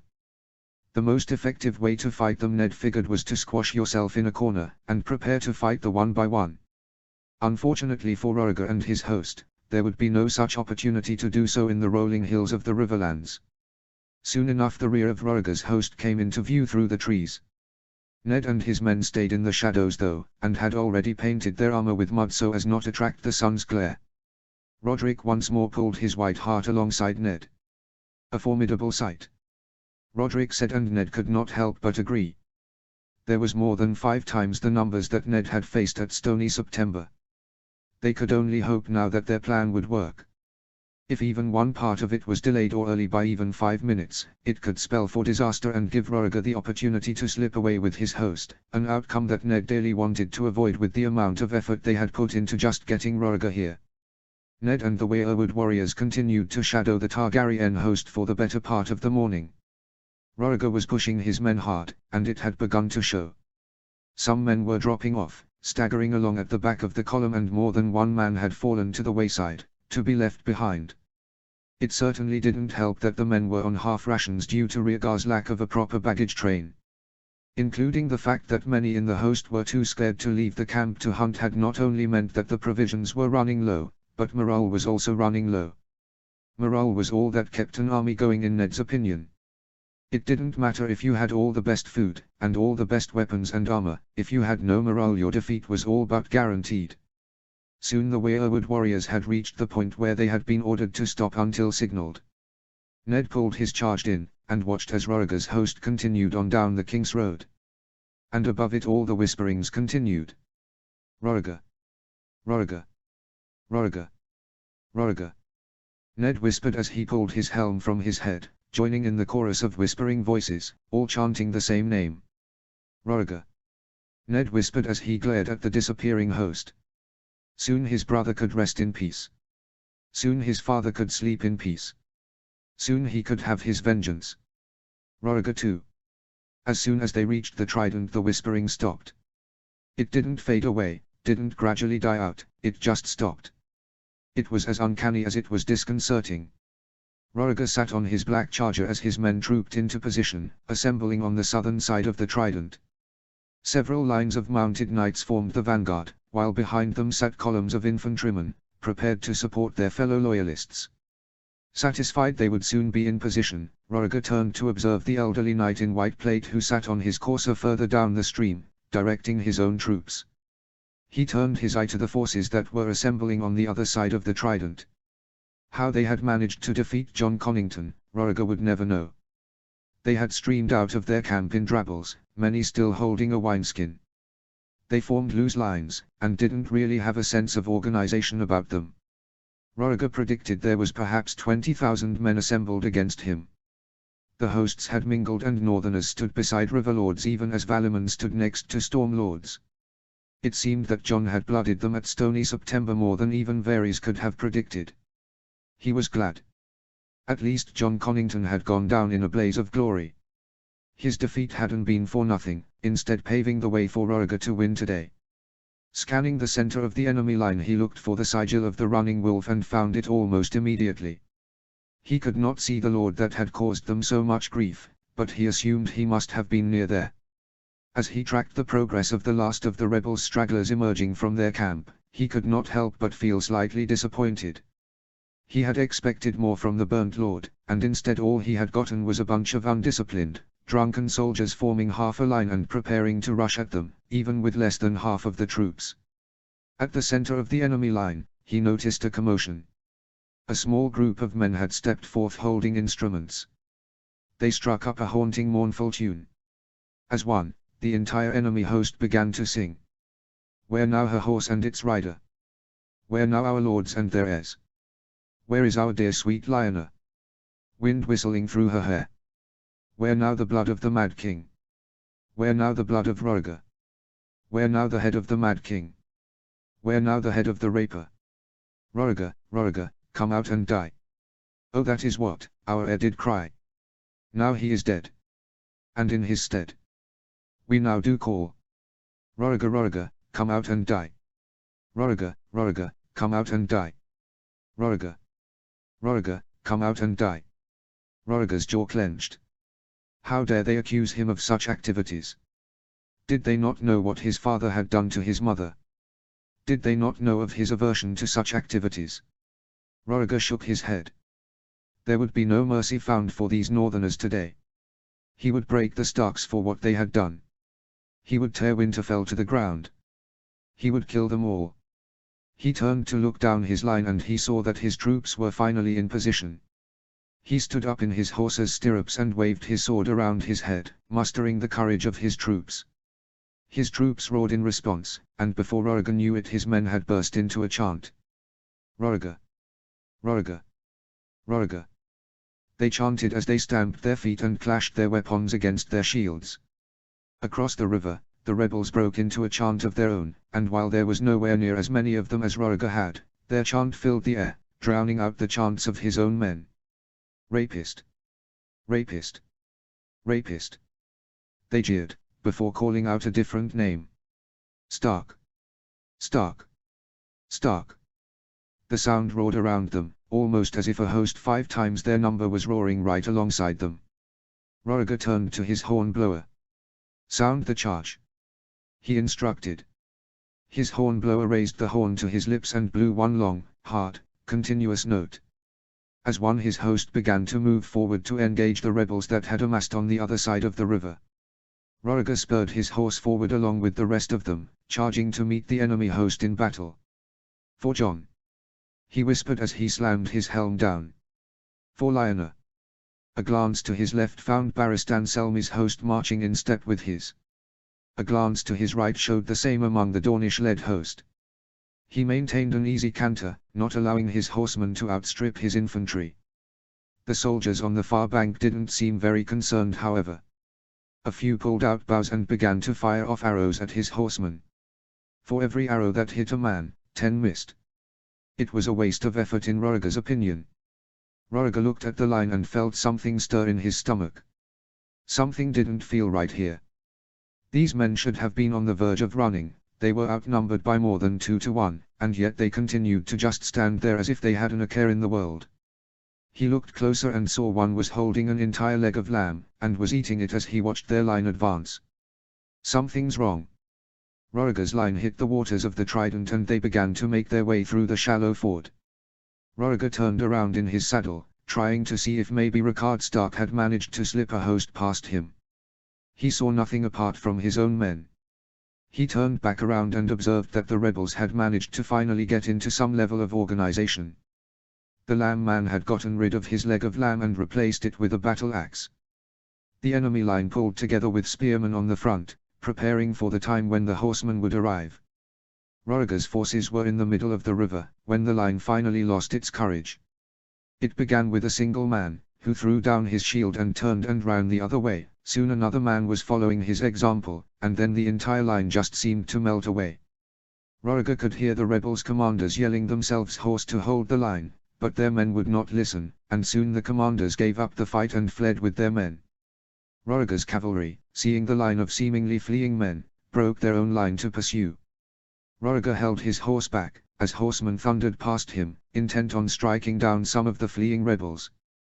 He yelled himself hoarse, trying to stop his men from charging on, but they didn't listen and continued on regardless. Looking to his left, he saw Sabaristan had had better luck with his host, but the Dornish was even worse than his. The rebels disappeared over a crest and his horsemen disappeared over the crest with them. From behind the hill came yelling, screaming and the clash of steel on steel. Roriger's horse left the shallow waters of the Trident, and shook itself off on the banks of the river. Looking to the top of the hill, Roriger noticed something had changed. Over the hill, the screams and yells of fighting and dying men had died down, and were replaced by the tramp of thousands of feet, all marching in step and unison. Roriger looked at the crest of the hill in concern. He had sent no infantry over the hill. A single horseman emerged from behind the crest, a lance in his hands, and a banner attached to the lance. A breeze sprung up, and the banner fluttered open, to reveal a running grey direwolf on an ice-white field. Ricard too. The burnt lord sat upon the crest of the hill, the banner on his lance fluttering in the wind. Behind him lay the broken remnants of the cavalry that had pursued his men. The tramp of his soldiers' feet filled the air around him as they crested the hill next to him. He had the vast majority of his soldiers behind him, some 80,000 men. Down in the river below him he saw Roriger, dressed in ridiculous ornamental plate armor that was covered in rubies. It only served to make him stick out even more, something Ricard appreciated. At least he would know where to lead his men. The other commanders of his host rode up beside him. Robert Baratheon looked half a demon in his antlered helm, and Jon Arryn had all the honor of his Andal forefathers in the shiny plate armor that covered him from head to toe. The most impressive looking though was Bronze Yohn Royce, whose bronze runic armor had begun to glow. It had first begun to glow a few days ago and no one had any clue as to why. Robert raised a shaking finger and pointed it at Roriger, who was wheeling his horse about and trying to organize his infantry and remaining cavalry into battle formations. There he is. Ricard nodded in confirmation before turning to the wolf that sat at his side. Howl for me, old friend. The wolf nodded and got to his haunches, before letting loose a howl that cut through the din of wheeling cavalry and marching men. Immediately the wolves downstream and upstream answered the call, and once more the air was ringing with the howls of wolves.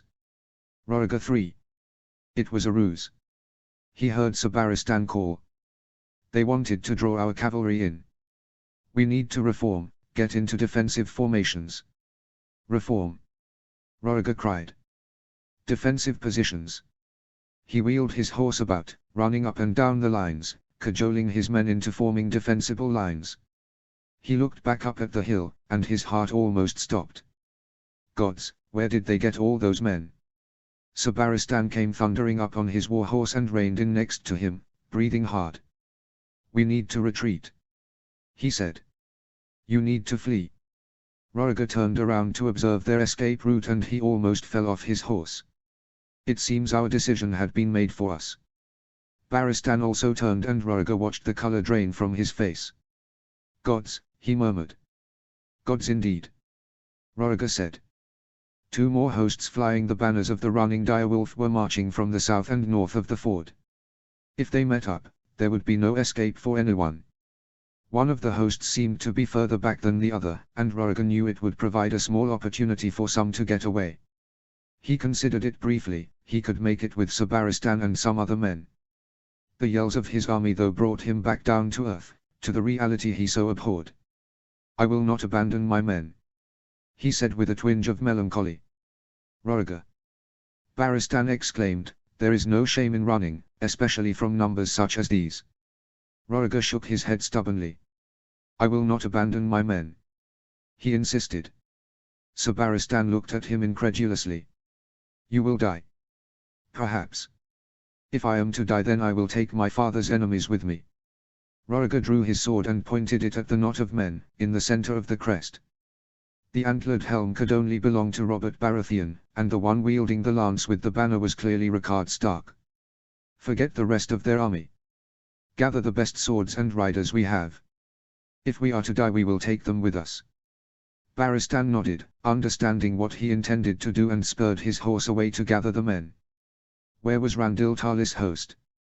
They needed him now, and if he didn't show soon, their entire army could be doomed to defeat. Gods, Arthur, Roriger murmured, could I use you now? As his thoughts turned to his dear friend, he thought of the girl this war was fought over. He could still remember the fierce countenance that attracted him so. She was the fire to his ice, the ice to his fire. Up there was the man who had made her life miserable, the one who had consigned her to marriage with a drunken, whoring brute. Up there was the one who had defeated Jon Connington in battle, the one who had mutilated his friend. Up there was the man he had sworn to kill, and kill him he would. Robert the First. Down there was the man who had stolen his betrothed, had made her life miserable and brought her honor into doubt. Down there was the man whose family was responsible for the death of his mother and father, the family who after taking his parents had tried to take his brother. Down there was the man he had sworn to kill, and kill him he would. He would wipe the Targaryens from the face of the earth for all they had done to him and Ned. He would kill Aerys with his own hammer and strike Roriger's children's heads from their necks with his own hands. He would kill all the dragon spawn he could get his hands on. He pulled his hammer from his back and took a few practice swings. It felt good in his hands, a familiar weight that only one had managed to stand against so far. Gods, Ned, Robert murmured, would I love you beside me right now? As his thoughts wandered to his dear friend, he thought of the mission he had been sent on. He wondered if Randil Tarlis' host was still on their way up the King's Road, or if Ned had managed to stop them. He wondered if Ned's body was lying broken somewhere, for only the crows to feast on. Remember, Rickard Stark said. We want Roriger Targaryen alive. He looked at Robert here, and Robert couldn't help but shiver. Even though the man was Ned's father, he still gave him the creeps. It might have had something to do with the horrible burns that covered his body, but for as long as Robert could remember he had left him feeling this way. What you looking at me for? Robert asked with a scowl. Cause you're the one most likely to ignore me. Robert grunted in reply. If it came down to him and Roriger, Robert doubted he would have the self-control to hold back his swings. Not that he would ever admit it to Rickard Stark. If he did, he was certain that the Burnt Lord would make him command the reserves, a prospect that Robert did not relish. Here they come, Jon Arryn warned as he drew his sword. Robert returned his gaze to Roriger and saw that a knot of horsemen had gathered themselves around Connington's Silver Prince. Some notable standards fluttered amongst them, including Sir Barristan Selmy, Sir Richard Lunmouth, as well as the 3 Daeari brothers, all of whom were notable swordsmen. There was also some Dornish banners that Robert didn't recognize and a few from the Crown lands. A horn blew somewhere and the entire Targaryen host began to march forward. Finally, Robert exulted within his mind. He turned to Rickard, who was busy watching the hosts across the river that would cut off the Targaryens' escape route. Finally he switched his gaze back to the advancing Targaryen host. He lowered his lance and kicked his horse forward, and behind him the entire rebel army did so too. Robert ran with them, his horse thundering along towards the Targaryen line, along with a few wolves and to his surprise and amusement an armored brown bear. Roriger! He roared as he whirled his hammer, fight me! Roriger 4. Roriger and his group of horsemen pushed themselves up the hill and towards Rickard Stark's advancing army. Rickard Stark himself was leading the army, with Robert Baratheon and Jon Arryn riding right beside him. The fool had chosen not to wear his helm, leaving his burnt face for all to see. It was the first time that Roriger had seen the scars his father had given the Burnt Lord, and it was horrifying beyond his wildest imaginations. How the man had even survived was beyond Roriger's thoughts, for he had seen better men die of less. Him and his men pushed forward, determined to face Rickard Stark in battle, but to his dismay the lines never met. Instead the air was filled with black arrows and they fell all around. Roriger held his shield over his head, protecting him from the worst, but he saw that already one of the Dare brothers had fallen with an arrow through his stomach, while Richard Lunmouth's horse suffered from an arrow through the flank that saw it throw Richard off and stampede away. Roriger was forced to stop and reevaluate the battlefield. It seemed Ricard had placed his archers along the top of the ridge, while his infantry protected his left and right flanks. Another infantry division sat in his center, but this division was supplemented by a large group of heavy cavalry, which were bearing down on them now. The amount of men that Ricard Stark had managed to muster was mind-boggling, especially when he turned and saw that the hosts designed to cut off his escape were almost in position. He must have gathered at least 100,00 men here. To gather so many he must have recalled the Company of the Rose, but Varys had told him the company was still in Braavos and had no intention of returning for the conflict. A memory of Lyanna sprung into his mind then, and he cursed at what he did not see. He had mocked her for being from the north, one of the weakest kingdoms, and she had simply smiled before saying, "You know nothing, Roriger Targaryen." The truth was so horrifying he wondered how long the Starks had been planning this. When Aegon conquered the north, Torrhen Stark had mustered 20,000 men.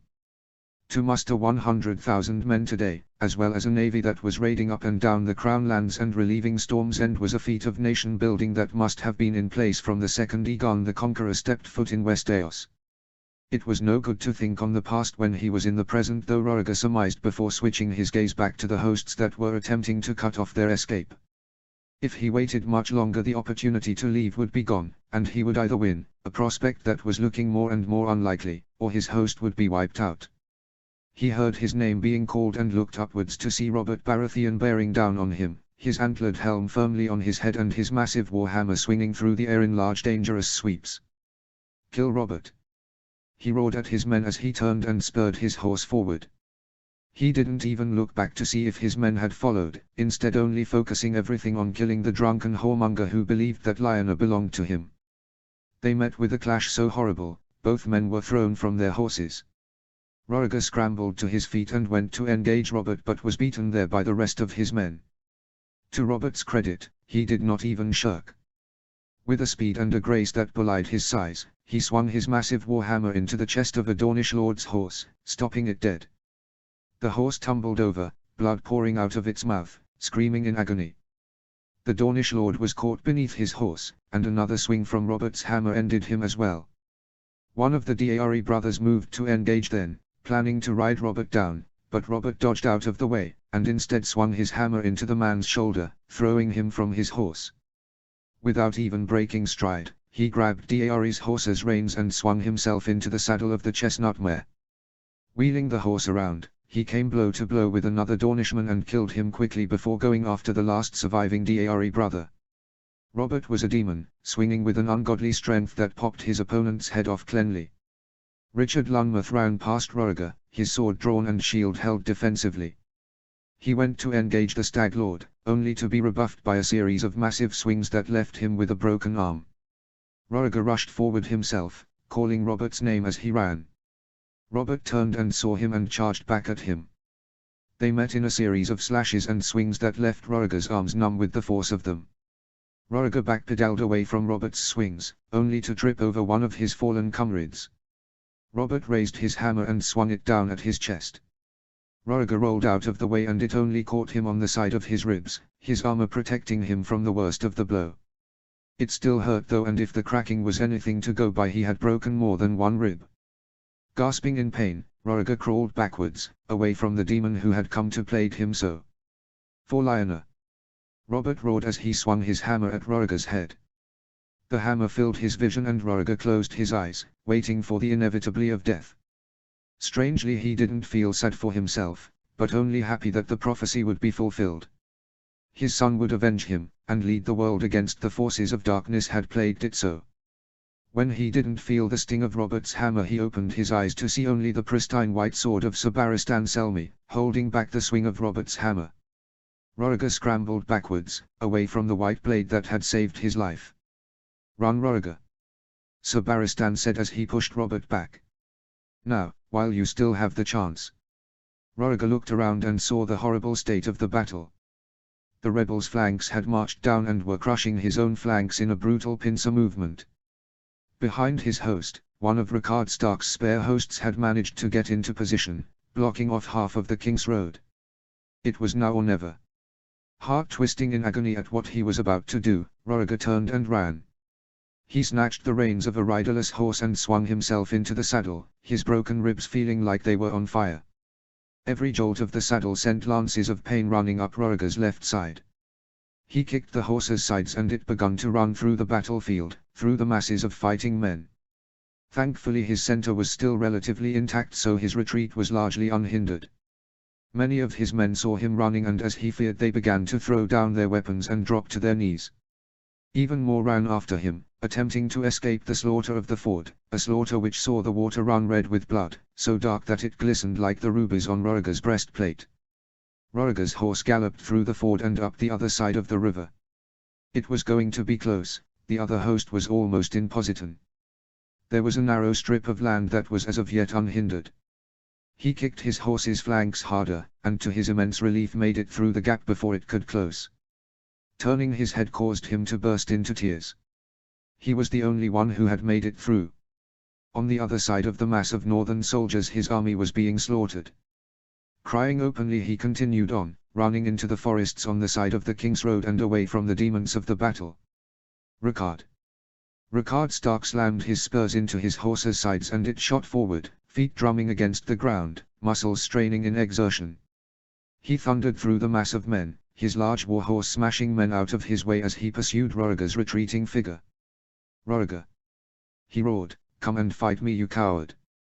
Roriger continued to flee on his black stallion, either ignoring Rickard or not hearing him. Rickard saw Robert and resisted the urge to stop and kill him. Because of him Roriger was getting away before the trap had been properly sprung. Rickard flicked his reins and kicked his horse even harder and slowly began to gain ground on the fleeing dragon. A large knot of men assembled in front of his horse, preparing to hold his pursuit.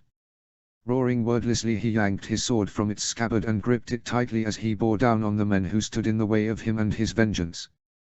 Then he was upon them, swinging his sword in long sweeping arcs that cleft through metal and flesh like a hot knife through butter. The men around him fell to his sword, but it was taking too long and there were too many. He finally managed to break free of the press of men and raced after the disappearing figure, but to his despair the prince had made it through the northern hosts on the south of the Trident. "Roriger!" he roared, his voice cracking in despair, "Roriger!" He thundered forwards and his troops parted for his horse. His horse thundered through the mass of men and to the top of the crest that Roriger had disappeared over, but the Silver Prince was nowhere to be seen. "No!" Rickard murmured as he slumped from his horse and onto his knees. "No!" Rickard roared as tears began to fall down his face. His chance at vengeance was gone. He had broken his last vow to his son. His chance to insult the Targaryens, honor his gods and warn the world of his wrath was gone, disappeared over the hill with Roriger Targaryen. In his mind's eye he saw his son's blooded and bruised face, covered in cuts and blood. "No," he thought, "it is not over till it's over." With renewed vigor he jumped onto his horse and pushed it down the hill and into the woods in which Roriger Targaryen was lurking. Wounded and weary as Roriger was, he couldn't have gotten far without needing to stop.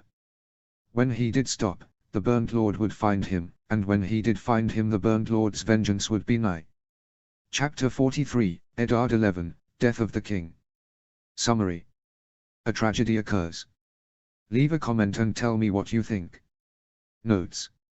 So a few people have been asking about a sort of compendium or history of the North in this or. It is coming, like winter, but I will not publish it until I have finished this work. Chapter text. Eddard steered his horse through the woods, searching for the escaped Silver Prince. Beside him rode Roderick Walton, one of his large wolves sniffing the ground in front of them and leading them through the woods, and hopefully towards the Silver Prince that had stolen so much from him. The wolf stopped suddenly and turned its head, its great snout pushing through the leaves. Suddenly it gave a bark of delight and bolted off, following whatever scent had caught its interest. Ned spurred his horse after it and soon he began to notice the signs of someone riding through here at great speed. There was a snapped branch there, a few bent blades of grass over there and some hoof prints in the mud down there. Ahead of him Ned heard a yell and he rode into the clearing to see his father and Roriger fighting furiously. As he watched on in horror, Roriger managed to slip past his father's guard and buried his sword in his father's neck. "No!" Ned cried as he vaulted from his own horse, drawing his blade as he ran. Blood poured out of his father's throat and his lifeless body toppled to the ground. "Father!" he cried as he rushed the Silver Prince. He swung his blade blindly and through sheer luck caught the inside of Roriger's left gauntlet. His hand fell away, but it had left Ned seriously exposed. Roriger struck out with his own blade and shoved it through Ned's light leather armor and into his heart. Breathing heavily, and gasping from the pain in his armor, Ned reached behind him and grabbed his knife. He pulled it out and shoved it through Roriger's eye. Roriger let go of his blade screaming. He stumbled backwards and fell to the ground, kicking and writhing in agony. Ned stumbled backwards, only to be caught by a pair of bronze-clad arms.